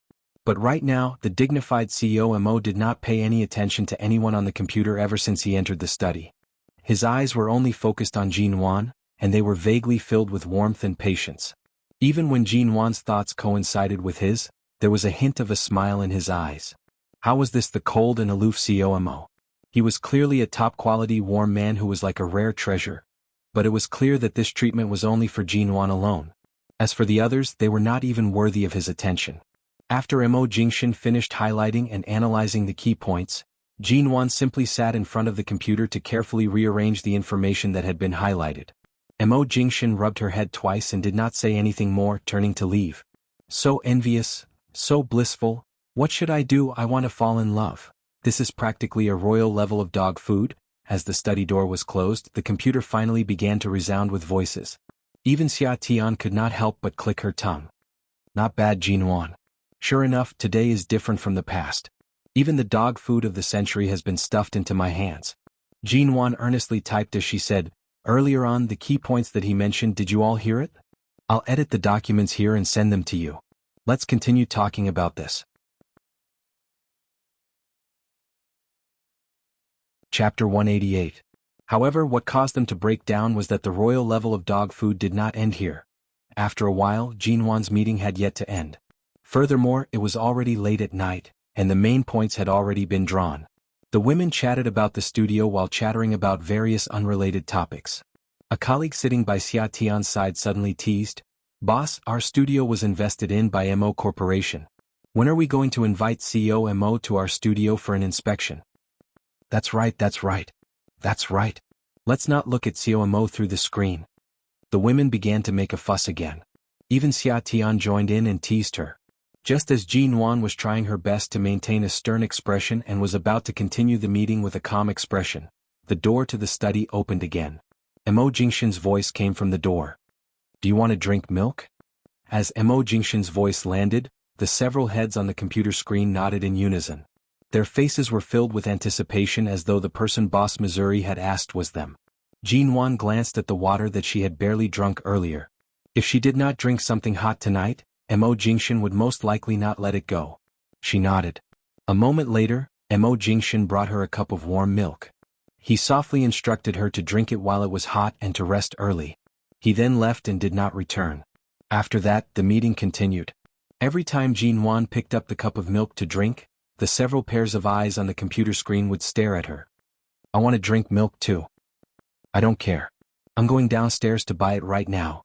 "Me too. Me too. No matter how I try, the milk I buy won't taste as good as the one Boss Missouri personally brings. In order to lose weight, I didn't even eat at night. Now I'm soaking in plain water and milk. I'm about to explode. Envy, jealousy, and hate. I really want to have a man like CEO Mo to kiss, hug, and hold up high every day." Jinwan listened to their nagging and decided to gulp down the milk in the cup. She then placed the cup down heavily and said with a calm and serious expression, "Continue the meeting." Jinwan had lived in High City for many years. Ever since she was young, aside from studying in America for a few years, she had never left High City. When they were about to leave for T-City, Ji Hongwon was busy with trivial matters at the G Corporation and couldn't find time to send Jinwan off. He only sent someone from his family to bring some things for her and called to inform them. When he learned that Mo Jingshan would personally send Jinwan over, he was relieved. It was already winter in High City and everything was frozen. T-City was located in the south, so it was only slightly colder than summer. When he got off the plane, it was already early evening in T-City and it was drizzling. Jinwan wanted to say that she could just take a taxi to T University. After all, Mo Jingshan had been particularly busy these past 2 days. He had compressed his work for the next few days to be completed in the first 2 days. Today was the same. Originally, he had an important meeting at 3 in the afternoon. It had been scheduled for several days, but it just so happened to coincide with the time he was supposed to send Jinwan to T-City.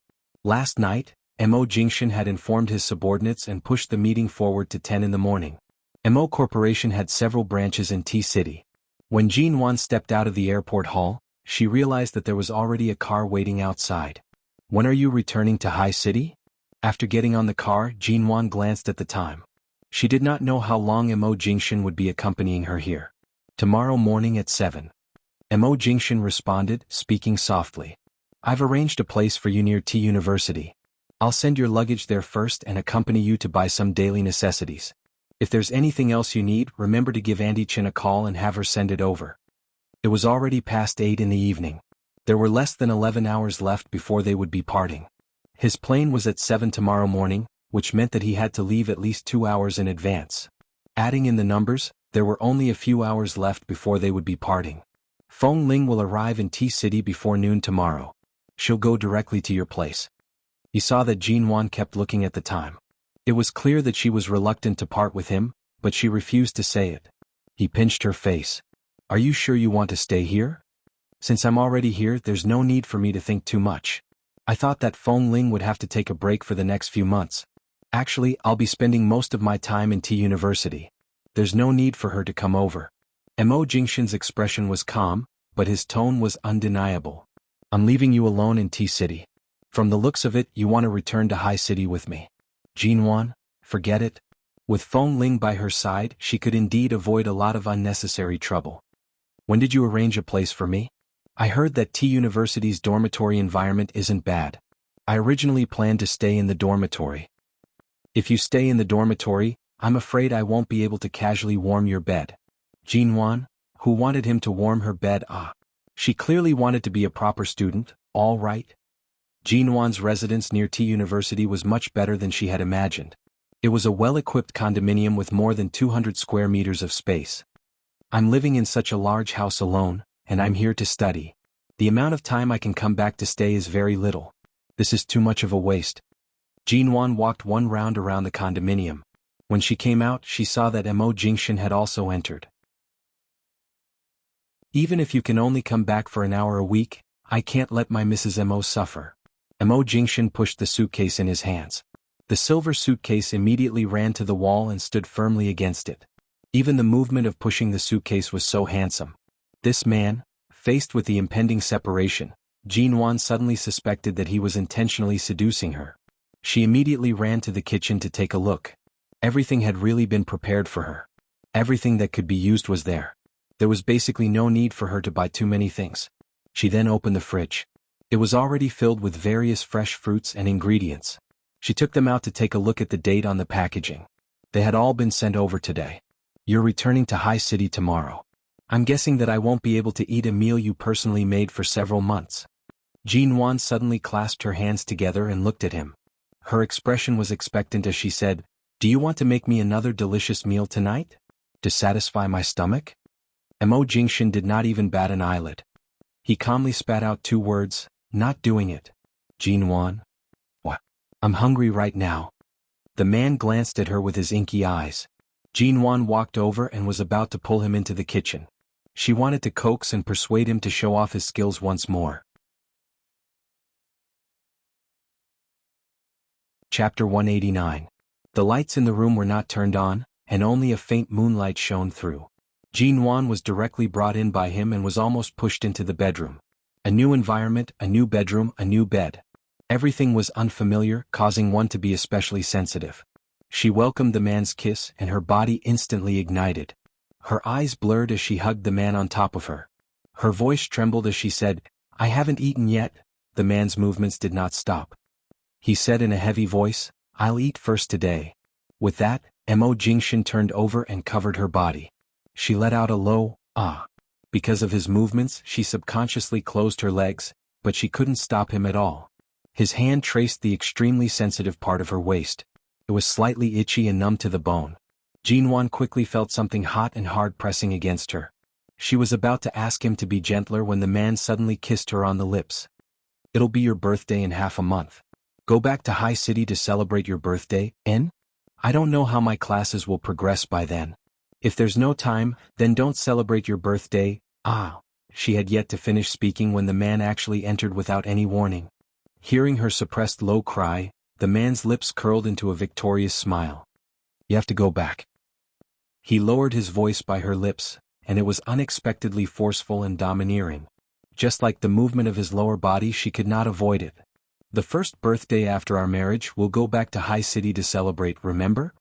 What if there's an exam or some other activity, and the professor doesn't let me go back?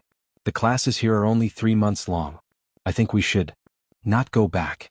His movements became more ruthless, and each thrust became deeper and harder than the last. Jin Wan had already been on the plane for an entire afternoon, and right now she could barely keep up. After being bullied so harshly and heavily, she could not even speak properly. She could only hoarsely whimper. "Don't. I'll try my best, all right, good girl?" He finally kissed her lips in satisfaction, but the force of his lower body did not lessen. What could be more frustrating than being pressed down on the bed by the great boss Missouri for close to 2 hours, when one was so tired and hungry that they wanted nothing more than to lie down on the bed and sleep through the night? Yet, one still had to get out of bed and go to the nearby supermarket to buy something? Although there were ingredients at home, they were not complete. Thankfully, when they arrived at the supermarket, Mo Jingshan generously allowed her to eat at a Chinese restaurant in front of the entrance. But even if she was full, her entire body had just been devoured by him not long ago. Her legs were still sore when she left the house, and her calves trembled as she walked. If it weren't for the fact that Mo Jingshan's flight was tomorrow morning and he could only accompany her to buy things tonight, she really wanted to bite him to death. She lived near T University, and there were many people in the supermarket near the university. Jin Wan pushed the shopping cart, checking to see if there was anything missing. When she raised her eyes, she saw Mo Jingshan standing not far in front of her. He held a heat pack in his hand. His fingers were long and slender, and his skin color was much cleaner than most men's. It was a stark contrast to the red heat pack. He was currently looking at several different brands on the shelves and asking the shop assistant about the differences. Every time Jin Wan's period came, her stomach would hurt. She had always had a cold body when she was young, so her stomach would hurt more than most people during those few days of the month. However, she often endured it and did not say anything. She would only drink more hot water to relieve the pain. She did not expect that Mo Jingshan would actually help her choose something like a heat pack from the supermarket. She pushed the shopping cart over and approached him. This man truly possessed all the qualities that attracted others.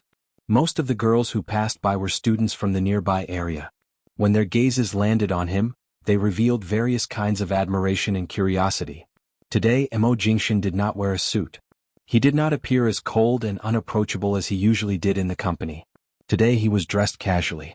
Although he was low-key and gentle, people like him would always stand out in the crowd.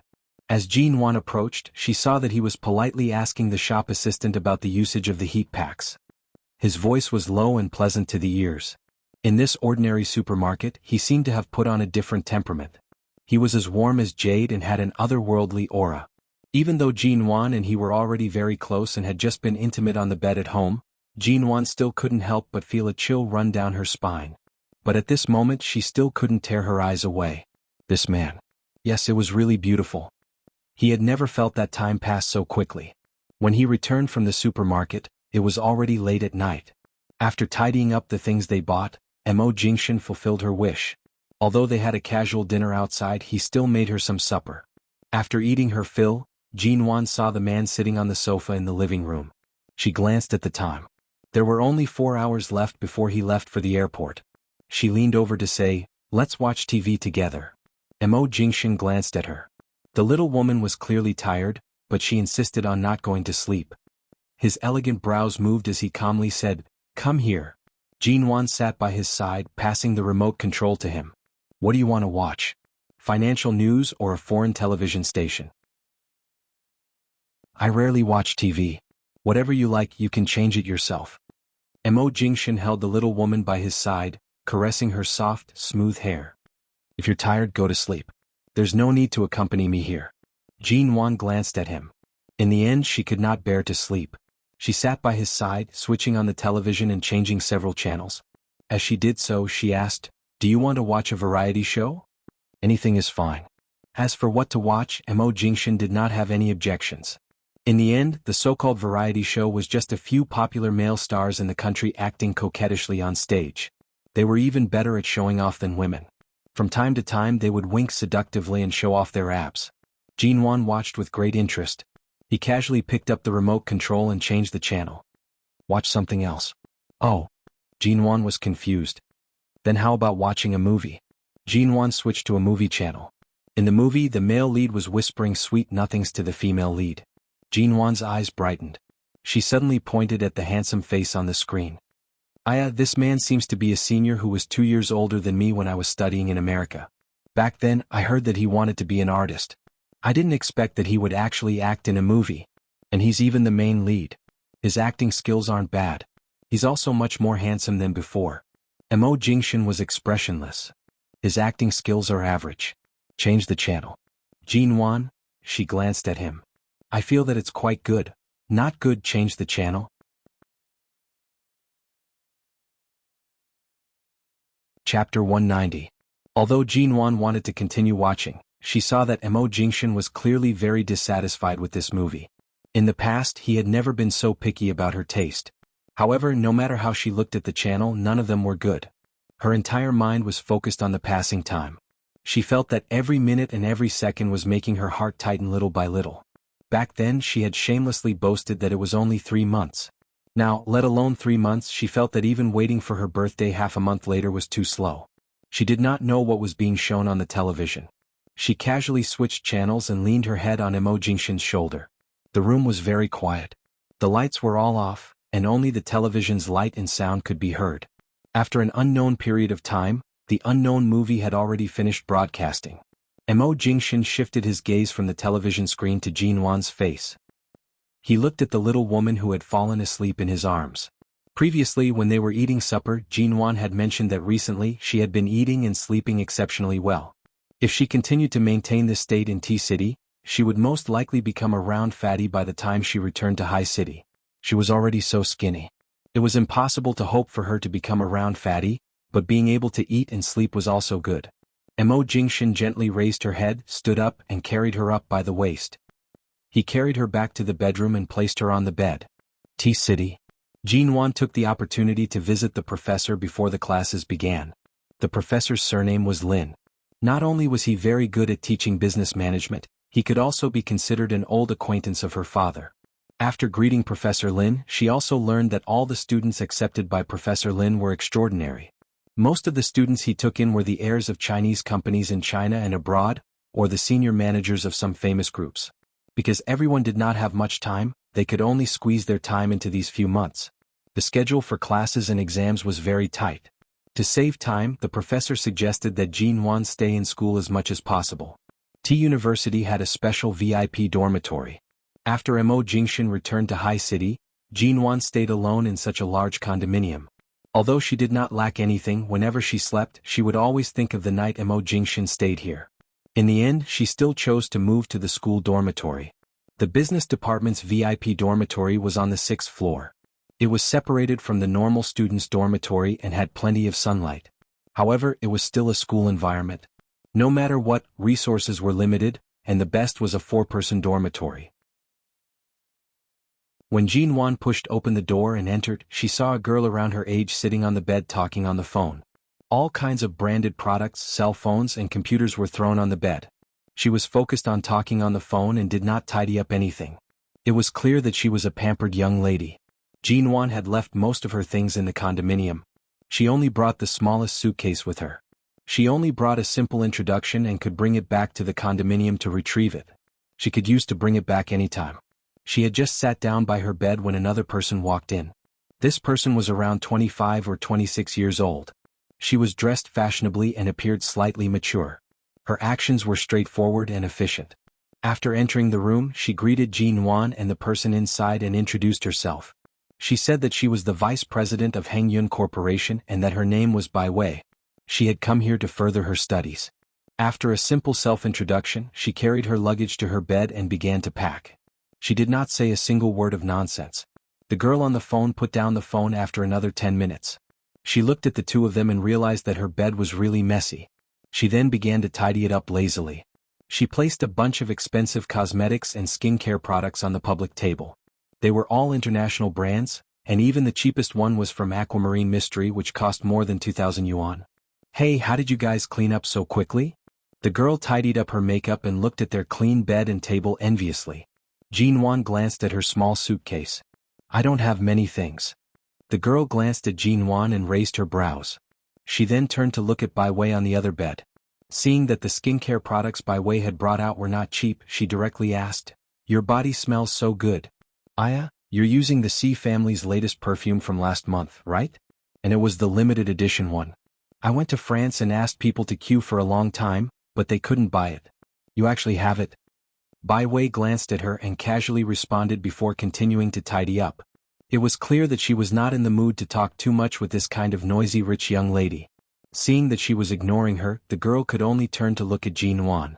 "Why did you bring so few things?" "That's right, earlier she said her name was Bai Wei? Which company's vice president is she from?" Bai Wei casually replied, "Hengyun Corporation." "Oh, that's right, Hengyun Corporation. I've heard of this company before. It's the largest technology company in T-City. I think it's been listed for a long time, hasn't it?" The girl then said, "My father is the chairman of the Ling Group Bank. 50% of the Ling Group Bank's shares in the country belong to my family. I'm Ling Feifei." As she spoke, Ling Feifei turned to look at Jinwan. "What about you?" Jinwan was silent for a moment before replying, "I'm in charge of a real estate studio in High City." Jinwan. The moment Ling Feifei heard this, she immediately lost interest in Jinwan's gaze. She casually asked, "Studio? That investment shouldn't be much, right?" She was just short of saying how a small character like Jinwan, who could not even be seen in public, could be accepted as Professor Lin's student. "But since you're from High City, do you know of the MO Corporation?" Ling Feifei did not have much interest in Jinwan, whose identity could not be seen in public. However, it was clear that she had an indescribable yearning for the MO Corporation. As she spoke these words, her eyes shone. But then again, who in High City doesn't know of the MO Corporation? Ling Feifei sat there and said, "I'm sure you've only heard of it. It's such a pity. It's so rare to meet someone from High City, but it's actually from a small studio." Jinwan. Ling Feifei realized that she had spoken too quickly. She suddenly smiled awkwardly at Jinwan. What I meant was, a company like the MO Corporation usually wouldn't cooperate with a small studio like this. I was just saying. Please don't take it to heart." Jinwan's brows moved slightly as she smiled. "I don't mind."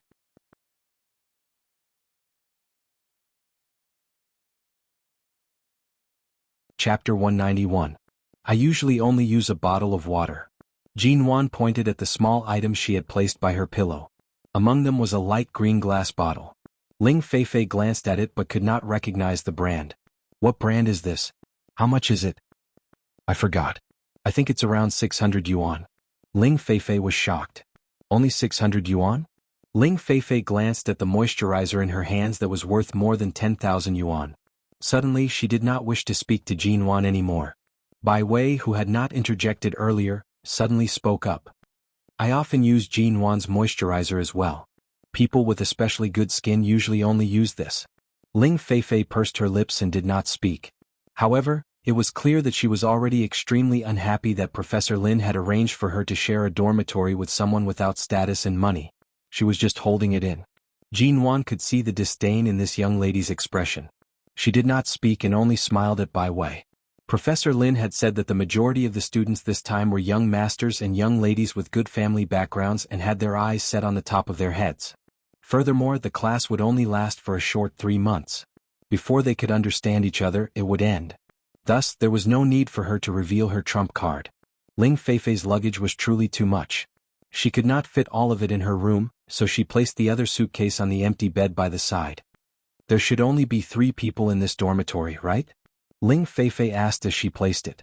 She had yet to finish her words when the door to the dormitory opened once more. Another young girl entered. The girl was dressed in a white dress. After entering, she glanced inside. Her gaze finally landed on Jinwan, who was closest to the door. "Hello, I'm sorry I'm late. There should still be a place for me in the dormitory, right?" Bai Wei and Jinwan simultaneously glanced toward the bed occupied by Ling Feifei's luggage. Ling Feifei's expression was clearly unhappy. However, under the gazes of the 3 of them, she could only place the luggage down and turn to return to her own bed. The girl who had just come in walked up to the bed and looked at Jinwan, who was looking at her cell phone in the next bed. "Hello, my name is Su Shui. In the next 3 months we'll sleep next to each other like this. Let's make friends." Jinwan raised her eyes from her phone and glanced at Su Shui on the bed next door. Seeing that she was smiling brightly, Jinwan nodded. This Su Shui seemed to be about the same age as Jinwan, but she had an innocent and naive look, which easily made people let down their guard. Classes would officially start tomorrow, and the 4 people in the dormitory were all present. It was inevitable that they would have to introduce themselves again. Su Shui seemed to like talking to Jinwan very much. Just now, she sat on Jinwan's bed and exchanged phone numbers with her. When it was Su Shui's turn to introduce herself, she smiled and said, "I'm from Los Angeles in America. My family has all kinds of businesses, and one of the more famous ones is a Chinese company in Los Angeles, Swan Group. My father holds 60% of the shares." Hearing the word Swan Group, the arrogant Ling Feifei suddenly took several glances at Su Shui. Her arrogant expression changed, as though she had finally found a roommate who was worthy of living in the same dormitory as her. "You're actually from America. Aren't there many outstanding lecturers overseas? Why did you come to our country to study business management?" Su Shui smiled. "After all, my family is a Chinese company. I still need to understand the local culture. My family has some relatives in T-City. They suggested that I come here, so I came." After that, they chatted for a while. Jinwan would occasionally reply, but because Jinwan's identity was too ordinary, Ling Feifei, that chatterbox, spent the entire time currying favor with Su Shui and Bai Wei. She ignored Jinwan and would occasionally ask a question, but it was clear that she was not interested in her. Jinwan was also happy to be left alone. Not long later, Feng Ling gave Jinwan a call and asked her if she wanted to eat dinner in T University or go out. The dormitory was filled with Ling Feifei's fervent chatter. It was too noisy, so she naturally chose to go out. Jinwan had just left the dormitory when Su Shui followed her out. "Jinwan, it's already dark. Where are you going?" Jinwan glanced at her. "I'll be back after eating dinner. Do you have something to do?" Hearing this, Su Shui moved closer to her side and held her arm, speaking intimately, "Then let's go eat together. This is our first time in T-City and we're unfamiliar with this place. It's good to have companions." Jinwan's lips curved, her smile was mild. It was not that she was cold, but Su Shui's sudden familiarity made her feel that something was amiss. "We'll eat together another day. I have an appointment with a friend tonight." "All right then. Let's go together tomorrow?" Su Shui followed her persistently. "We'll talk about it tomorrow." Before Jinwan stepped out of the dormitory, she saw that Su Shui was still looking at her. She turned to look at her again, asking, "Earlier on, you said that you came from Los Angeles?" Su Shui smiled and nodded. "That's right." Jinwan smiled deeply and said meaningfully, "Not bad. It's really a city that makes one yearn to go to." Su Shui's expression was startled for a moment. "Yearn? You've never been to Los Angeles?" Jinwan watched her expression without batting an eyelid. She raised her brows slightly. "What? Should I have been there?" "No, I'm just surprised. Earlier on, I heard Feifei and the others mention that they had all gone to Los Angeles for a vacation. I thought you had been there too." Su Shui stared at her eyes for a moment before her sweet and harmless smile returned. Jinwan smiled and glanced at the time. "I'm sorry, my friend is still waiting for me." Su Shui could only nod. Just as Jinwan was about to leave, she suddenly asked, "It's already so late and you're still going to eat dinner. You're leaving in such a hurry. Could the person waiting for you be your boyfriend?" Jinwan did not reply. She raised her brows and looked at her with a slight smile. What do you want to eat? Do you want me to pack it for you? Su Shui's expression faltered. She then smiled and answered, a portion of spaghetti. Thank you. After leaving T University, Feng Ling had been waiting for Jin Wan for a long time. The two of them casually ate at a Western restaurant near T University. Jin Wan cut the steak and glanced at Feng Ling, who was quietly eating her steak. I want to ask you a few questions. What? Have you heard of Los Angeles' Swan Group? Yes. Jin Wan's hands, which were holding onto the knife and fork, paused. Then is there any special relationship between Swan Group and Shine Group? Or is there any relationship between her and Mo Jingshan?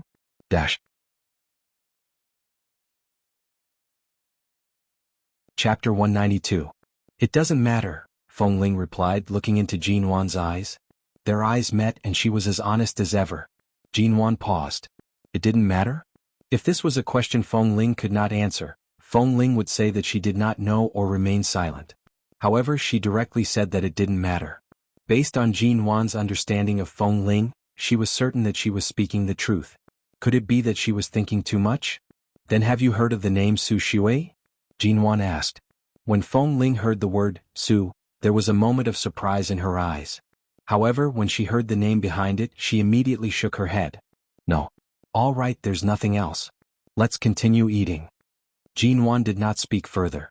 Jin Wan was thinking that this Su Shui was indeed a naive person who liked to be friends with anyone she met. Or, Su Shui's real name was not these three words, and she had lied about her family background. However, these were all just conjectures. It seemed like she had to find time to take a photo with Su Shui in the next few days. She would bring the photo to Feng Ling to take a look. Perhaps she might be able to find some answers. On the first day of classes, everything was in order. Professor Lin was indeed an experienced professor.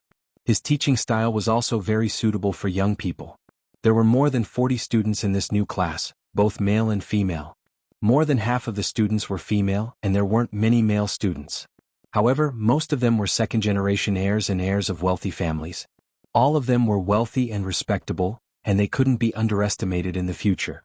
In the evening after class, Jin Wan took her books and returned to the dormitory to revise. She had left all the work in the studio to Xia Tian before taking the time to come to T University. These 3 months were very precious to her. You're so hard-working? It's only the first day.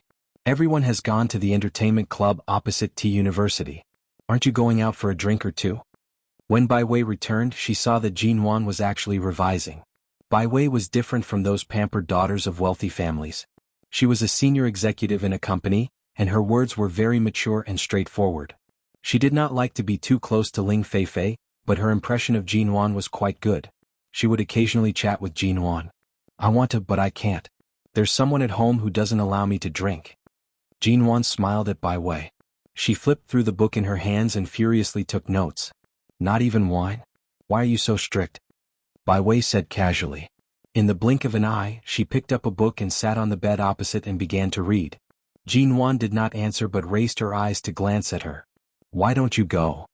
I'm not interested in participating in this kind of activity. They're just a bunch of pampered second-generation rich kids. There's no point in getting along with them, Bai Wei replied and did not say anything else. She lowered her head and continued reading. The dormitory was quiet except for the occasional sound of flipping pages. Jin Wan continued writing for a while. When she put down her pen to rest, she glanced at her phone on the table. She had no idea what the man who warned her not to touch a drop of alcohol was doing right now. She thought for a moment, suddenly picked up her phone, took a photo of the note she had just written and sent it to him. Hi City, MO Corporation. The black ghost came out of the company's underground parking lot and drove to the square in front. The sound of an incoming message came from his cell phone. Mo Jingshan usually ignored these messages, but at this moment he took out his cell phone and glanced at it. Seeing that it was a message from Jin Wan, the black ghost drove to a spot with less traffic and stopped by the side of the road. He opened the message and saw that it was a basic business management class notebook. The neat and serious handwriting displayed the little woman's seriousness and diligence. His cell phone then rang again. The second message came in. Jin Wan, the first day of class. The first set of notes. Mr. Mo, please check. Mo Jingshan's eyes were filled with warmth as he called her. Jin Wan did not know if he was busy and did not dare to call. She was leaning against the table, preparing to send another message when the man's call came in. She was startled. She turned back to see that Bai Wei was still reading. Afraid that the call would disturb her, she rushed to grab her phone and ran out of the dormitory like a thief. Class is over? The man's calm and clear voice came from the phone. Although his tone was clearly no different from his usual tone, Jinwan's heart was like the surging undercurrents of a calm lake. His simple words had caused her emotions to rise and fall. She only needed a moment of distraction to wish that she could immediately fly back to High City. She softly responded. What is it? Why are you so depressed? Are you unhappy? No. Why didn't you wake me up when you went to the airport that day? When I suddenly woke up in the morning, it was already past 8 o'clock. The moment I opened my eyes, I saw that the room was empty. At that time he was already on the plane. She could not call him. After the feeling of disappointment in her heart gradually calmed down, she held her breath. She was angry that he left without saying a word. Why did I wake you up? Tell you to hug me and cry? Jinwan? Who said I would cry? The man's voice was cold. He smiled faintly. You don't need to cry. Just one look is enough to make me suffer. I'm afraid I'll regret it on the spot and directly kidnap you back to High City. Since Mo Jingshan could say these words, it proved that he was definitely capable of doing such a thing. However, at that time, if Jinwan had watched him leave, she most likely would not have looked too happy. From time to time, students from other dormitories would pass by the corridor.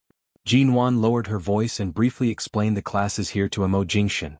As she spoke, she suddenly heard the sound of a car on the other end of the line. She asked, Are you driving?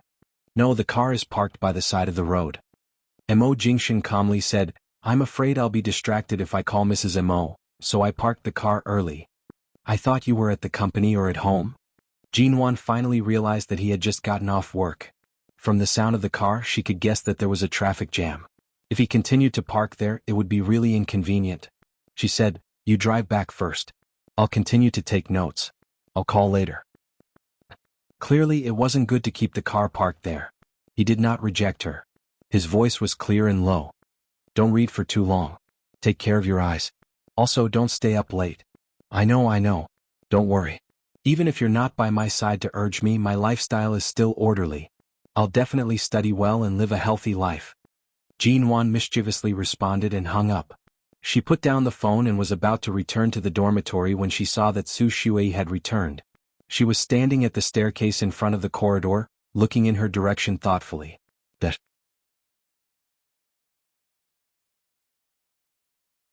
Chapter 193. Meeting Su Shui's gaze, Jinwan withdrew the smile on her face and placed her phone in her pocket.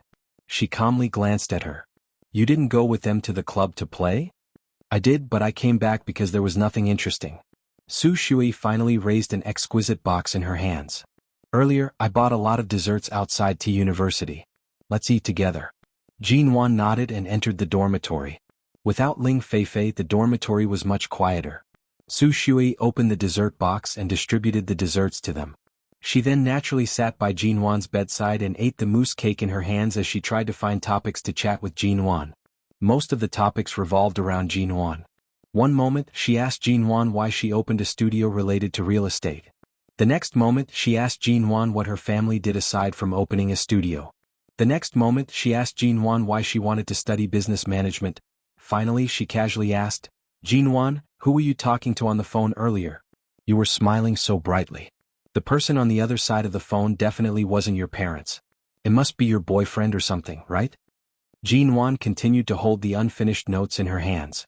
As she read, she calmly said, After asking so many questions, are you more curious about me or my so-called boyfriend? As she spoke, Jinwan's gaze shifted to Su Shui's face. Jinwan's face carried a smile, but it also carried an unfathomable sense of distance. Su Shui blinked. Since there's nothing to do, I'm just casually chatting. I have a cousin whom I've been close to since I was young. She's the same age as you. Perhaps it's because of this that I instinctively feel closer to you. Jinwan raised her brows. Cousin? Su Shui nodded but did not continue on the topic of her so-called cousin. She only said, Also look, we've all introduced ourselves. Ling Feifei couldn't hide anything, and Bai Wei's company can be easily found online. You're the only one who said that you opened a studio in High City and didn't say anything else. I'm indeed very curious about you. Hearing these words, Bai Wei finally glanced at Jinwan. I indeed only have a studio. My background is simple and clean. There's nothing to be curious about. Jin Wan's tone was indifferent. She then glanced at Su Shui. Speaking of which, aren't you, the young lady of the Swan group who specially came from America, more worthy of my curiosity? Su Shui immediately smiled bashfully. I'm not that different from you guys. I just live a little further. Only? Jin Wan raised her brows. It seems like we're all the same. I live a little further. Jin Wan, I just want to get to know you better. I don't have many friends in the country, so I ask too many questions. Don't always keep me at a distance. Jin Wan did not speak. Bai Wei suddenly spoke up. Everyone's personality is different. Jin Wan clearly doesn't wish to say more, yet you keep asking. Why can't you see this clearly? Su Shui's expression faltered. She thought for a moment and suddenly handed a few desserts to Jin Wan. All right, I won't ask any more. I'll go read too. She stood up and returned to her own bed. Jin Wan glanced at the desserts Su Shui placed by her bed. She casually picked them up and handed them to Bai Wei. You eat them. Recently, I've lost interest in desserts. My stomach feels uncomfortable after just a few mouthfuls. I keep feeling nauseous. Bai Wei glanced at her and teased, What's there to feel nauseous about? Don't tell me you're pregnant? They didn't know each other very well, so her casual words were just a joke. Jin Wan just smiled at it. Su Shui's gaze abruptly shifted to Jin Wan. Sensing her gaze, Jin Wan could not help but turn to look at her. Don't you want to read? Su Shui paused. Her gaze shifted to her stomach. She picked up the book and asked thoughtfully, Do you feel nauseous when you eat desserts? I'm joking. Jin Wan curved her lips and did not pay her any more attention. Half a month passed by quickly. Jin Wan had almost forgotten about her birthday. By the time she remembered, it was T University's annual bonfire party. The bonfire party was the day before her birthday. It was also the day Jin Wan had originally planned to book a plane ticket back to High City. It was said that not all students had the right to attend. Only students who had been selected by the professors and the school officials could attend the celebration. Jin Wan was preparing to book a plane ticket back to High City when she suddenly received a call from Professor Lin. Professor Lin said that among the new students under him, there were only 10 spots left for the bonfire party. One of them was her. He also said that this spot was difficult to obtain. Once it was confirmed, it could not be changed. Jin Wan could only agree. But this way she would not be able to return to High City on her birthday. She had originally promised Mo Jingshan, but now that she had changed her mind, she did not know if he would be angered by her. Jin Wan held her phone in a daze for a moment before calling Mo Jingshan. Mo Jingshan picked up the call and heard the woman stammering on the other end. What are you feeling so guilty about? Can't you even have a proper conversation? Jin Wan could only speak honestly. Earlier, I received a call from Professor Lin. He arranged a spot for me for T University's annual bonfire party. Since I've already arranged it, I can't go. So, I can't return to High City on Saturday. You're not returning to High City this week? Mo Jingshan was in his office, flipping through the documents without raising his head. He spoke calmly into his phone. Even if Professor Lin treats you as his favorite student, you can't snatch me away so blatantly. Do you plan on spending your 21st birthday with me in a house far apart from each other? It's not that. She actually wanted to go back. After so long, this was the first time she had been apart from Mo Jingshan for such a long time. She had long gotten used to working during the day and returning home at night to hug the other party.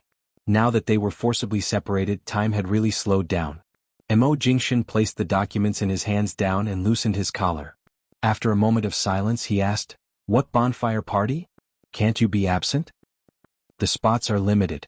Professor Lin specially reserved a spot for me, and it's really hard to refuse. Once it's decided, it can't be changed. I'm thinking that if it really can't be done, I'll celebrate my birthday on the lunar calendar. I won't celebrate my birthday on the solar calendar. I'll go back next month. Professor Lin had given her so much face. She couldn't possibly reject his good intentions. Do we need to dress up for your bonfire party? There's no need. It's not like it's a banquet. Although Professor Lin's students are all from the upper class, there are many ordinary students in T University. This isn't the school's anniversary. It shouldn't be that grand. The entire student body of T University will be there. More or less, but there should be a limited number of spots. In total, there should only be a few hundred people. A few hundred? The man suddenly said coldly, There are only a dozen or so hedonistic young masters in Professor Lin's class. I've already endured enough to let them stay in the same classroom as you. Are you going to attend the bonfire party with a few hundred people?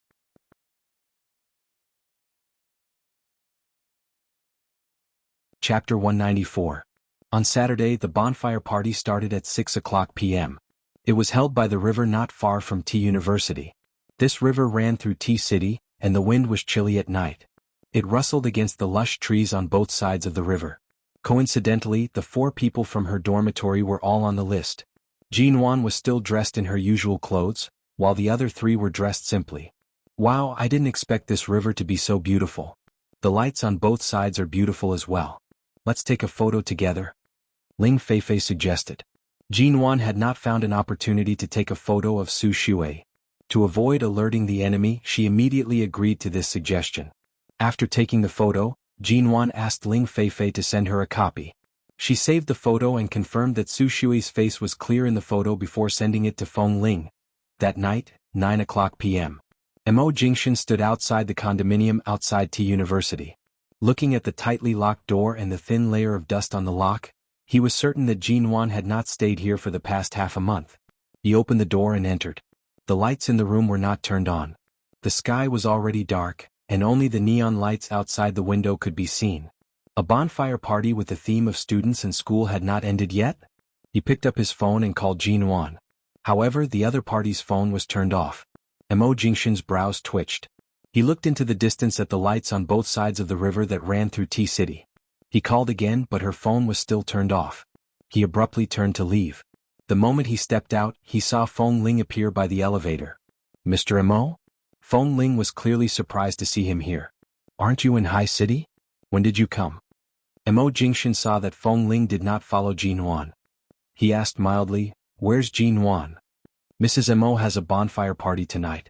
I was supposed to go with her, but she took the bus to the river with the people from the school. She called me earlier to say that her phone was almost out of battery and asked me to come back to get a portable power supply for her. Mo Jingshan coldly said, She already turned off her phone. Is that so? Feng Ling was suspicious. She took out her phone to check.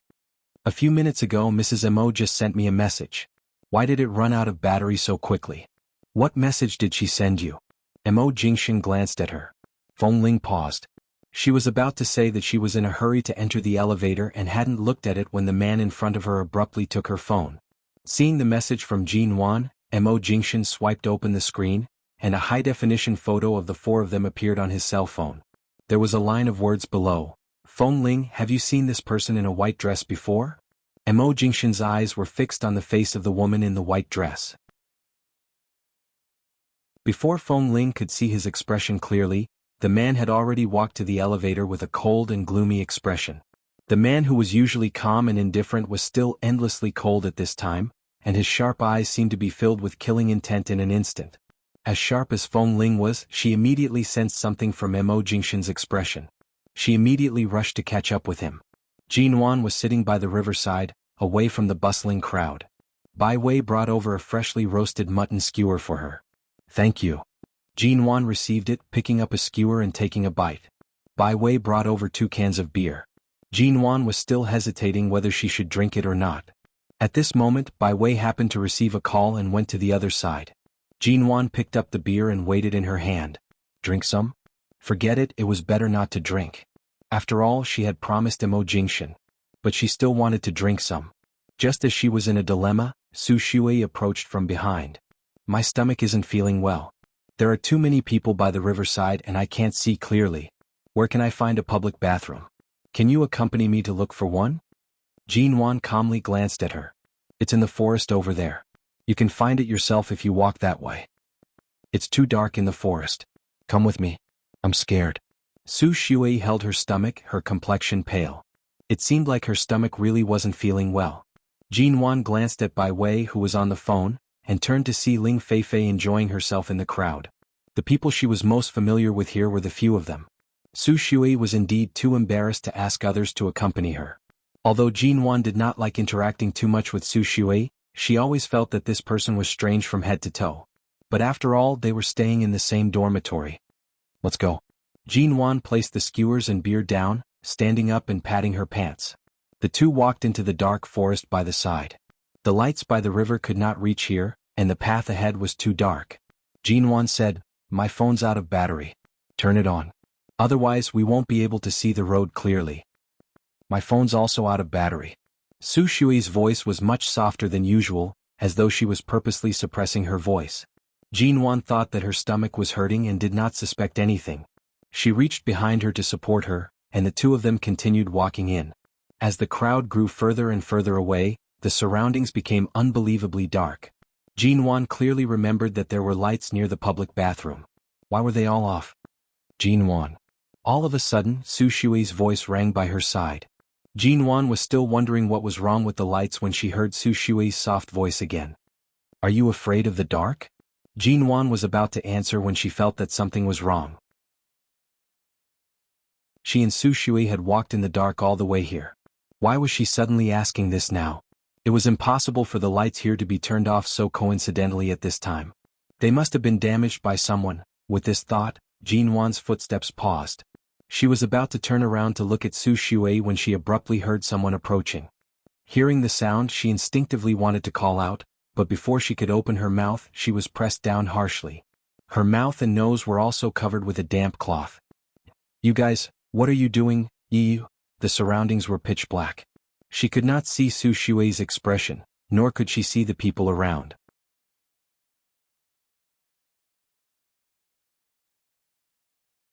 Chapter 195. In the darkness, there was not a single crack of light to be found. After Jinwan woke up, her eyes were opened in vain, but she could only see darkness. From the moment she woke up, she struggled violently until she gradually lost all strength. She could only lie there motionlessly. She was lying on a relatively wide bench, her hands behind her back, firmly tied by ropes under the bench. Her feet were also firmly tied to the other end of the bench. No matter how hard she struggled, she couldn't move at all. Her mouth was sealed with tape, so she couldn't open her mouth to call for help. This kind of situation was pitch black. When she woke up, she even suspected that her rebirth was just an unrealistic dream. Perhaps she was still living in that boundless darkness of her previous life, or perhaps she was still locked up in some poor and backward mountain village, waiting to be forcefully sold by the villagers. The darkness was frightening. She did not even know how much time had passed. All of a sudden, the sound of messy footsteps approached from outside. Jinwan subconsciously shut her eyes. Creak. The heavy metal door was opened. The sound of two people's footsteps approached. The air was filled with the sweat of an unfamiliar man, causing one to feel disgusted. Jinwan closed her eyes and did not move. "Did you use too much medicine on that cloth?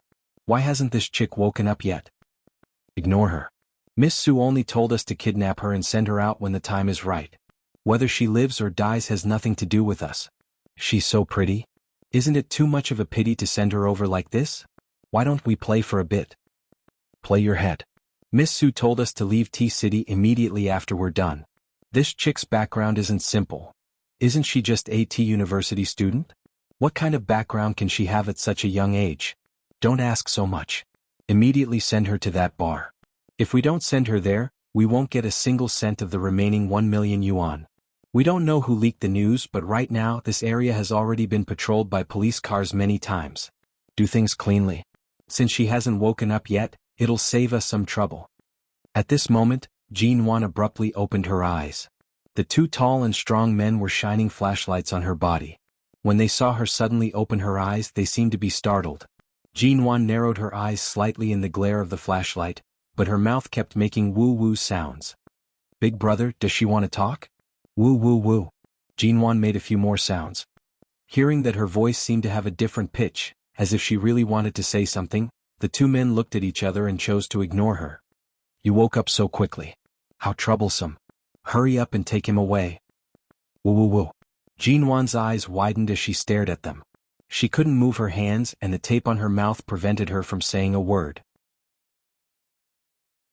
She could only stare at them with hope in her eyes and keep repeating those three tones. "Big brother, she really seems to be saying something." The other man finally glanced at Jinwan.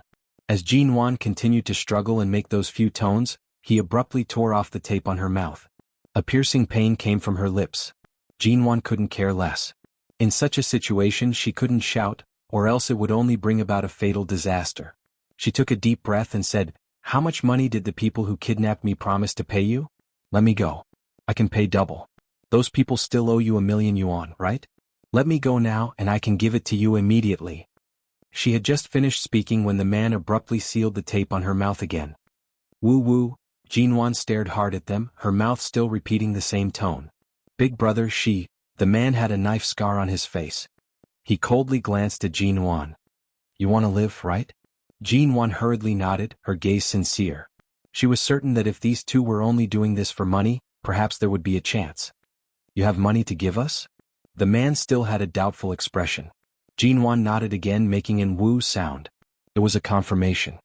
The money Miss Su gave us is her share. If you want to buy your life from our hands, it won't be as simple as just paying double. The man suddenly revealed a cold and greedy smile. He shone the flashlight on Jinwan's body, and finally shone the blinding light on her eyes. She had no choice but to close her eyes and turn her head to avoid it. He said in a rough voice, Miss Su wanted us to send you to T-City's largest underground bar. With your looks, you can easily sell for 2 million yuan a night there. After that, you can be sold to a smuggling ship in the Philippines and continue to earn a sum. Just our share is already quite a bit. If you want to buy your life from our hands, how much more can you pay? Jinwan's expression faltered. The two men's greedy expressions were too obvious. She tried her best to maintain her composure as she stared at their faces, wondering where their bottom line was. Big brother, she seems to be intentionally stalling for time. The moment the person by the side spoke, the man coldly narrowed his eyes and stared at Jinwan. Don't think about waiting for someone to save you just because you're wasting time. Right now your life is in our hands. I'll offer 5 million yuan. Will you give it? Jinwan's expression faltered for a moment before she nodded. Her gaze was sincere. How? A check. This man was clearly much more decisive and calm than the person by the side. He did not give Jinwan any chance to speak or shout for help.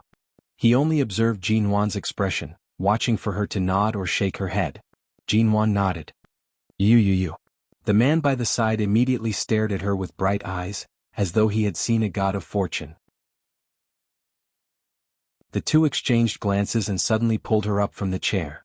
The moment Jinwan's hands regained their freedom, the man who had been conversing with her the entire time took out a blank check from his pocket. The man pressed Jinwan onto the ground forcefully and tugged on one of her hands. He stuffed a pen into her hands. If you want your life, sign the check immediately. 5 million yuan. Account name and amount. Write it for me right now. Jinwan was pressed onto the ground. She stared at the blank check in front of her and suddenly felt like cursing. The two of them were clearly repeat kidnappers. It was clear that they were too familiar with the ways of this rich young master. The few sentences they exchanged clearly showed that they had no intention of letting her off. Instead, they were trying to swindle more money out of the victim. They actually carried around this kind of blank check from who knows which bank they obtained it from. The hope and vitality that had just been ignited instantly dissipated.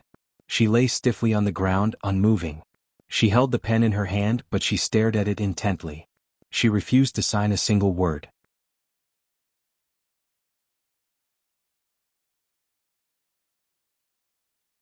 Chapter 196.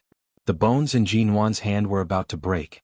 She endured the pain and stared at the check, unwilling to move.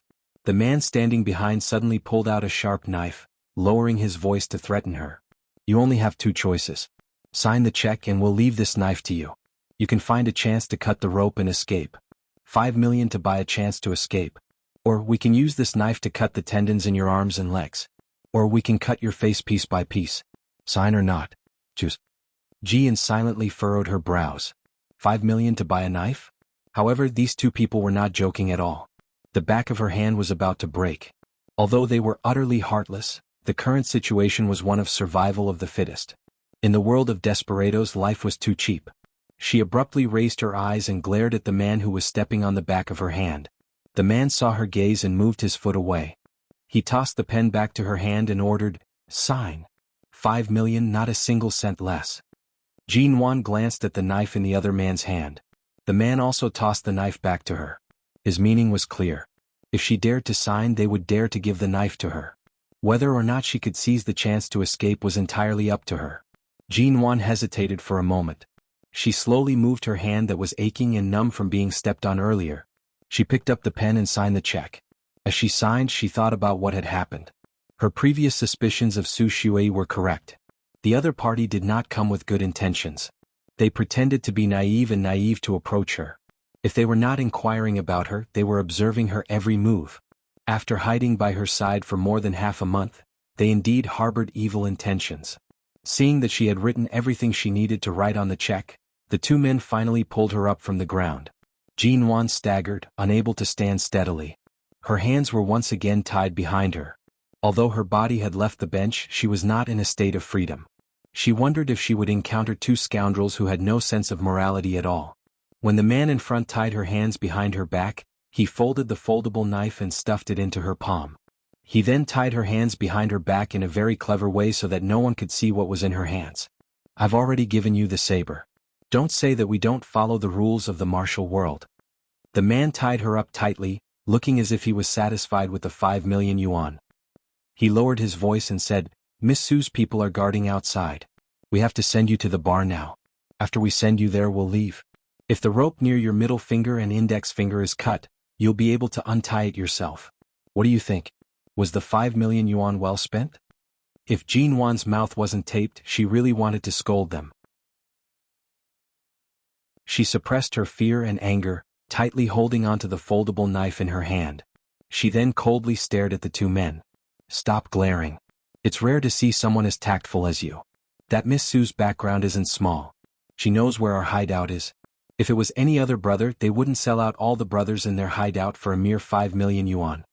Seeing that Jean Wan was obediently allowing them to tie her up and did not struggle, the man spoke again and signaled to the man beside him with his eyes. When the two men brought Jean Wan out, before she could clearly see her surroundings, her eyes were abruptly covered with a black cloth. The fear of falling into darkness once more caused her to lose confidence. She frantically struggled, but the two men had already brought her to a car. There should be someone in the car. They no longer had the patience they had when tying her up. They harshly scolded her and pushed her with force. Jean Wan abruptly felt as though she had been pushed into someone else's hands. Could it be that these people were Miss Su's people? What exactly was Su Shui's background? Her eyes were covered and could not see anything. Suddenly she was pushed into the car by those people. Outside T-City's largest underground bar, there was an endless stream of cars and neon lights. Among the rows of cars, Su Shui sat in a black Audi. From afar, she watched as Jean Wan was dragged out of a van by those people. She then watched as Jean Wan staggered as she was dragged into the bar. Only then did her lips slowly curve up. Her seemingly innocent face was dyed with sharp viciousness. After confirming that Jean Wan had already been brought in and would not be able to easily escape, she finally called for the driver to drive away. The black Audi drove out of the street near the bar. On the road, Su Shui's phone rang. She glanced at the screen and excitedly picked up the call. Cousin, you're calling at this time. Is it to celebrate that I've helped you settle the matter? Hearing the voice from the other side of the phone, Su Shui smiled widely. You're still worried about me? Of course I won't take her life. What I want to do is to help you destroy her. In the car, only Su Shui's complacent voice could be heard. Of course, if she dies, Mo Jingshan will only remember her forever. You won't have the chance to return to his side, and his heart won't be able to hold a place for anyone other than a dead person. But if she's destroyed, living in such a filthy state in this world, sooner or later, he'll lose his appetite for her. That Jean Wan is more vigilant than we thought. We were almost discovered by her. When she heard that I came from Los Angeles, she seemed to be especially sensitive to Los Angeles. I think she already knew of your existence a long time ago. No matter how vigilant she is, didn't she still end up in my hands? If it weren't for the fact that Uncle has grounded you at home and you personally came from America, this show would have been even more exciting. If Mo Jingshan hadn't issued a warning to the Su family, Uncle wouldn't have grounded you. Even I feel it's a pity that you missed this good show, but don't worry. Leave this to me. I'll definitely beat the Jean Wan until there's no place left unscathed. I'll completely lose to you both physically and mentally. Su Shui was still talking to her phone. All of a sudden, the car she was sitting in screeched to a halt. She had just hung up the phone when she lost her grip and abruptly dropped it. She raised her head and was about to scold the driver with a cold expression when the corner of her eyes suddenly paused.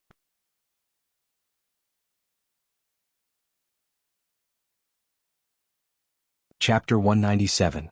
It was a black off-road vehicle. It decisively forced her car to stop. Su Shui's hand paused as she was about to pick up her phone. She stared ahead and suddenly said, "Drive." The driver said hesitantly, "But Miss Su, the car in front? I told you to drive." Drive away immediately. Hurry. Go around that car. Su Shui ordered anxiously. The driver could only start the engine and quickly reverse the car. He then immediately turned the car around and drove in the opposite direction. Su Shui picked up her phone and gripped it tightly. She stared at the off-road vehicle in the rearview mirror. Seeing that the car was approaching at a merciless speed, she rushed to shout, "Drive faster! Faster!"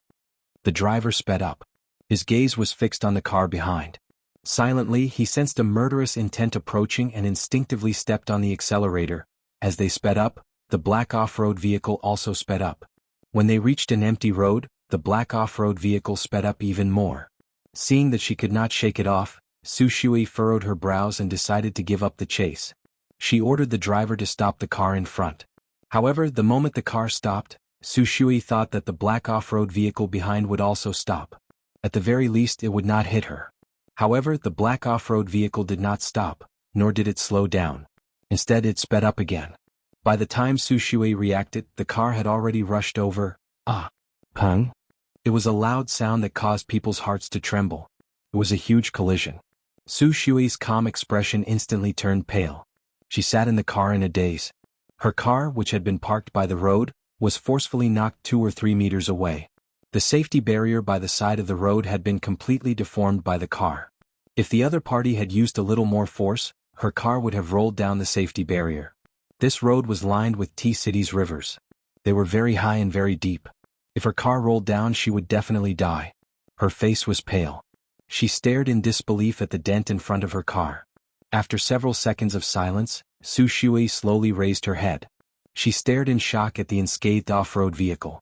The direction of the collision was so precise, and the hardest part of their car was used as a sharp blade. Was the person driving the car the bodyguard Mo Jingshan had arranged to stay by Jinwan's side, or Mo Jingshan himself? Su Shui stared ahead with a startled expression. When the door of the black off-road vehicle opened and Mo Jingshan stepped out of the car, all the blood in her body turned ice cold. T-City's underground bar. When the door of the stuffy room was opened again, in just a few minutes, Jinwan was already suffocated by the stuffy air, and her body was covered with a layer of sweat. When the door was opened, she subconsciously raised her head. Although her eyes were covered with a black cloth, she still listened carefully to the voice on the other side. Is that her? An unfamiliar and rough voice sounded in front of them. The people around him echoed, and it seemed like someone was calling that person boss. Jinwan furrowed her brows. She was not very familiar with the underground bars in T-City, but under normal circumstances, the people in these bars were all involved in illegal activities. It was impossible for them to be good people. These people mostly walked on the edge of the illegal world and had some connections with the underworld. That Su Shui was even able to contact these kinds of people. Jinwan could not help but wonder what exactly they did in Los Angeles. Her looks aren't bad. It's been a long time since I've seen such a beautiful one. Her skin is also so fair. She can definitely be sold for a good price. Bring her over. Afterward, someone came over and removed the black cloth from Jinwan's face. Jinwan narrowed her eyes. She was momentarily unable to adjust to the light and was unable to see the person clearly. Her ponytail was abruptly undone, and her long hair scattered messily across her shoulders. Very good. She looks even more beautiful and delicate like this. Wipe her face clean. We'll start selling her in 10 minutes. Jinwan forced her eyes open and looked forward. She could only see a man with a knife scar on his face, dressed in a black trench coat. He had a cigar in his mouth and was commenting on her figure and appearance. After giving a few more instructions, he turned around and left. There were only a few people who appeared to be bodyguards left in the room. One of them suddenly brought an ice-cold towel over and wiped her face harshly. Jinwan's face hurt from the rubbing. She glared at them, but the tape on her mouth was still there. What are you glaring at? Behave yourself. The person who wiped her face coldly reprimanded. He then pinched her chin and said in a rascally manner, "This little girl's looks are indeed not bad. After we sell her for a good price tonight, I wonder if boss will bestow her to us to play with for a few days before selling her to the Philippines. Look at this little face, it's indeed so fair." As he spoke, he touched Jinwan's face and acted as though he was about to kiss her. Jinwan shifted her face away in disgust. Her eyes were filled with anger and disgust as she glared at him. Damn it, why don't you glare at me again? This old man will dig out your eyes. The man abruptly spat on the ground. He was extremely dissatisfied with her stubborn temper. If boss had not said that he would sell her for a good price later, he really wished he could rip off her clothes right now. Jean Wan continued to glare at him. The man used the towel to wipe her face and neck harshly again. He used a lot of force and rubbed her pale skin until it was slightly red. He then stopped and called for the others to bring her out. Afterward, just like in her previous life, Jean Wan was like a fish on a chopping board. She was tied up and thrown into the bar's stands. The clothes on her shoulders were slightly torn, revealing her fair shoulders. Her hair fell down to cover them, half covering her face. Her eyes, which were sealed with tape, tried their best to hide the fear and helplessness in them. She stared coldly at the people in the bar and attracted the attention of most of them. Afterward, she did not pay attention to how much those people called out. She only knew that after the buyer was confirmed, she was directly brought down. She was thrown into the bar's basement. Her body was still tied up, and she was curled up on a single bed with a thin blanket. Although it was a basement, it was clearly prepared for those lovers. It was a very small room, but the decorations were very high-end. It was completely in the European style. Even the bed she was lying on was not cheap. There were also all sorts of waxes, candlesticks, whips, handcuffs, and other utensils. At this moment, the only light in the basement was a dim wall lamp. She narrowed her eyes slightly, carefully listening to the sounds outside.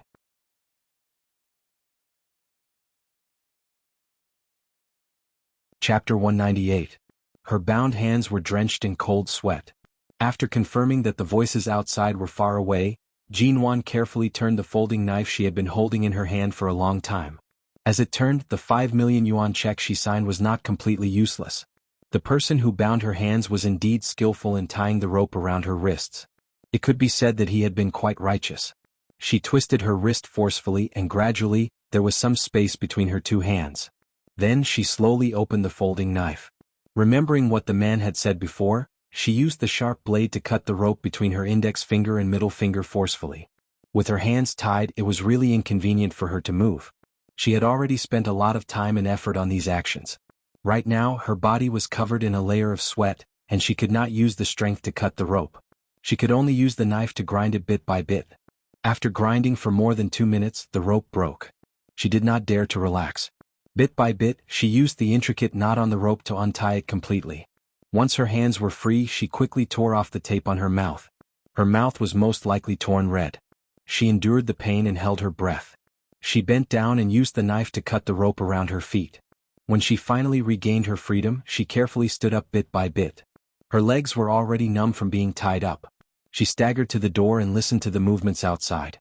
It was as though these people were certain that she would not be able to escape and did not send anyone to guard the door. Earlier, when she was brought in, she knew that there was a narrow and dimly lit corridor outside. At the end of the corridor was a staircase, and up the staircase was a hidden door in the corner of the bar that was blocked by a sound system. Jean Wan tried to push the door and found that it was locked. No wonder there was no one guarding outside. She rushed to remove a thin black hair clip from the top of her head. In her previous life and her previous life, perhaps this was the only time she could thank her previous life for her miserable escape experience. Everything in her previous life had taught her a lot. At the very least, she could open a simple door like this. It was not a security door and she only needed a little time to open it. Jean Wan tried placing the hair clip by the doorknob toward the keyhole inside. She used force to poke the thinner side of the hair clip into the keyhole. Because she did not dare to make too much noise, she could only carefully push it back and forth in the keyhole. This basement only had a simple wooden door, and the lock was also a simple single lock. Time passed bit by bit. The anxiety in Jean Wan's heart grew heavier and heavier. Every time she heard footsteps coming from outside, she would grab the hair clip in fright and turn to hide behind the door in a defensive posture. She did this countless times and finally, the hair clip found its place in the keyhole. The sound of the door being unlocked was very soft. She gently released a breath, pinning the hair clip back on her head and opened the door handle. The moment the door opened, the deafening roar of the bar instantly assaulted her ears. Jean Wan stuck her head out and observed the surroundings. She then quietly closed the door and pressed against the wall. She lowered her head and tried her best not to be captured by the surveillance cameras in the corner. After much difficulty, she finally reached the staircase. All of a sudden, she saw a figure approaching. She was startled and immediately turned around to see that the door to the room beside her was not locked. She rushed to enter that door and leaned against it. Her heart beat heavily as she listened to the movements outside. The room before her was not lit. However, when she opened the door earlier, she saw that the layout of this room was almost the same as the one she was in earlier. It seemed like every room in this underground corridor was the same. She was considering how to escape. There were people all around the bar. She did not know which were the customers and which were the staff of the bar. How could she avoid them? All of a sudden, the sound of footsteps came from outside the door. As she listened to the sound, the hair on Jin Wan's body stood on end. The footsteps seemed to be heading toward the room she was in earlier. There was a sudden silence inside, and this silence gradually made her panic. As expected, as the strange silence passed, she heard an angry and suppressed voice. She shouldn't have escaped too far. Go look for her immediately. She actually brought something that can cut the rope? Which bastard kidnapped her? Damn it. Go look for her. Then the sound of footsteps outside gradually increased. It was somewhat hurried, and at the same time the surrounding rooms were kicked open one by one. Jin Wan furrowed her brows and carefully hid under a black shelf by the side. She squatted down and held her breath. Look in every room. As the footsteps approached, someone abruptly kicked open the door of this room. The lights in the room were turned on. As if they had been inspecting the other rooms along the way, they hurriedly glanced around the room, turned off the lights, closed the door, and went to check the other rooms. Perhaps they did not expect Jin Wan to hide in such a close place. The burly men were in a hurry to check and did not notice Jin Wan hiding under the table. Jin Wan released a light breath and crawled out from under the table. She listened to the movements outside and then ran to the door, pressing her ear against it. She didn't know what time it was, but she heard the footsteps of those people getting further and further away. It seemed like they had gone out to search and didn't continue to stay in the underground corridor. She waited for a while before carefully opening the door. Then she slowly walked to the staircase.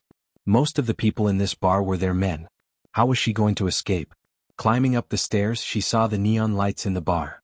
Jin Wan bent down and carefully pushed open the door behind the stereo system. She looked out and saw all kinds of people outside. She lowered her head and covered her face with her loose hair. She followed the corner of the door and walked to the side. When a waiter approached, she hurriedly squatted down and hid behind a sofa. She then turned to look at the waiter. He was holding a tray and wine in his hand and was talking to the waiter by the side. Clearly, the flashing lights here made it difficult for people to see clearly. The waiter did not notice Jin Wan. Jin Wan turned around, maintaining her squatting position as she ran to the back of the other sofa.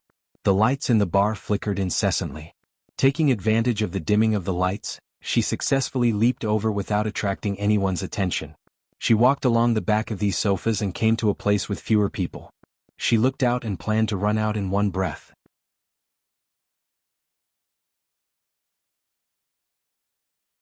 Chapter 199. Unfortunately, there were people guarding the entrance of the bar. Jin Wan wanted to rush out in a fit of anger, but that was only a thought. The moment her figure appeared, no matter how fast she ran, the moment she was discovered by the people at the door, they nimbly came over and pressed her down. Just as she was about to cry for help, they covered her mouth and dragged her back. Jin Wan could not break free. In the blink of an eye, she was brought back to the basement and thrown onto the ground. The pain on her body could not compare to the hatred in her heart. All her earlier struggles were futile. She raised her head and saw that the boss with the knife scar on his face was actually here. He stepped forward and grabbed her hair. Jin Wan endured it and did not cry out in pain. However, her body was forced to lean forward due to the tug of her hair.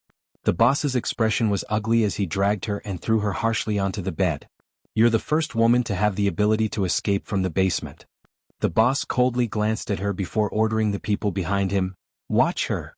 When the buyer is done drinking, don't let her escape again. If she escapes again, don't even think of living." Afterward, the door was locked once more. There were already people guarding the door. Jin Wan glared at the door, her hands gripping the thin blanket beneath her tightly. Right now, her hands and feet were no longer tied up, but there was no way she could leave this room. Not long after, the so-called buyer, a fat, bespectacled middle-aged man in his 40s, came in.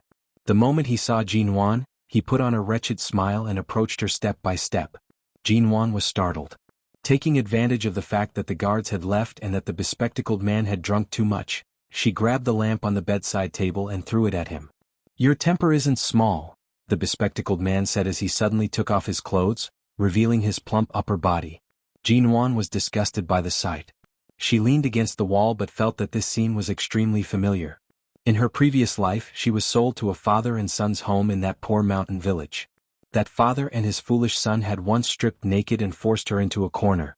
Even though she had escaped, even though she had mutilated herself and covered herself in blood so that they couldn't get close to her or touch her, those terrifying memories still lingered in her mind. Jinwan didn't want to be affected by the terrible memories of her previous life. She tried to calm herself down, but the white flesh in front of her still made her nauseous. Just as she suddenly leaned against the wall and retched, the bespectacled middle-aged man suddenly rushed over, grabbed her hair and pulled her close to him. As soon as Jinwan's whole body was pressed against his white flesh, her hair stood on end. "Let me go. Little bitch, I heard that you wanted to escape just now. I spent more than 2 million to buy you a few nights and you dare to run? Do you believe that this old man won't kill you right now?"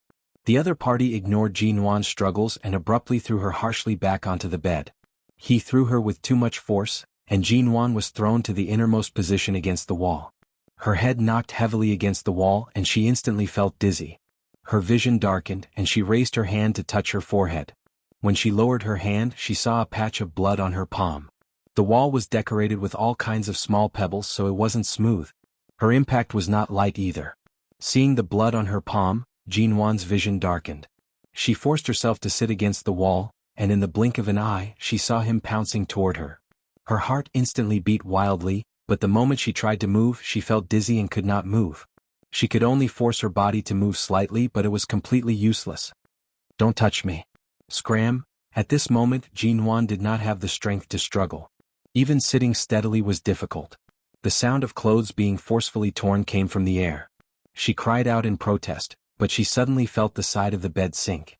The bespectacled middle-aged man was pressing down on her with his fat body that was about to ooze oil. The bespectacled man took advantage of the fact that she did not have the strength to dodge and saw the blood flowing from her head. The smell of blood and her white skin stimulated his desires and senses. He frantically pressed her down on the bed, pressing down on her. He lowered his head to nibble on the alluring white skin on her neck. Jinwan felt a wave of disgust. Her heart harshly contracted as she screamed, "Don't!" A small portion of her clothes had been torn open. The buttons on the front of her body popped open like beans. Her clothes were suddenly wide open. Even though she was still wearing a tight-fitting camisole underneath, she still felt a chill on her upper body. Both her hands were held by her sides. She did her best to curl up and kick him away. Her lips were already bitten hard by herself and they turned purple. Her entire body trembled violently. The scene of her struggling on the bed by her father in her previous life overlapped with the scene before her. Jinwan wanted to calm down and protect herself, but she could not endure the double stimulation. Her entire body was on the verge of breaking down and screaming, "Smelly whore. You're quite strong." The bespectacled man pressed down on her. He lowered his head and was about to tear off her clothes. Jinwan abruptly turned her head and bit down on his ear. She used the strength to bite off his ear. In pain, he abruptly pushed her away. He raised his hand and gave her a harsh slap. Half of Jinwan's face was in so much pain that she lost consciousness. The dizziness in her head intensified. He abruptly grabbed her hair, looked at the blood on her forehead and the corner of her mouth, put down his hand that was covering her ear, and slapped the same side of her face harshly. Seeing that half of her face was already swollen, he finally put on an expression that said he wanted to trample her to death. Taking advantage of the fact that she no longer had the strength to struggle, he grabbed a corner of the blanket and stuffed it into her mouth to prevent her from biting him again. Jinwan's breathing was heavy. Looking at the disgusting face and white flesh in front of her, she suddenly retched. Suddenly she heard the sound of police sirens near the bar. Jinwan thought she was hearing things. Her weak body was pressed against the bed by the bespectacled man. He tugged at her hair with one hand and tugged at her jeans with the other. Because the zipper of her pants was slightly tight, he used both hands to tug at it while cursing. Jinwan wanted to get up and push him away, but she really could not muster up any strength. Just as the zipper was pulled open, the bespectacled man's eyes brightened. He scolded her again, calling her a smelly whore. He used force to pull down her pants. All of a sudden, a loud ping came from the tightly shut basement door. It was kicked open. Her vision was blurry. Jinwan did not even have the strength to turn her head to look. She could only see Mo Jingshin's face from the corner of her eye. You're tuning in to the Han Li's Wuxia Adventures YouTube channel. We're so grateful for your support, and don't forget to subscribe to join us on this incredible journey through captivating stories. Your generosity through donations truly makes a world of difference, as it's the primary source of revenue that allows me to expand and enhance this channel for you. Thank you from the bottom of my heart for being a part of this adventure.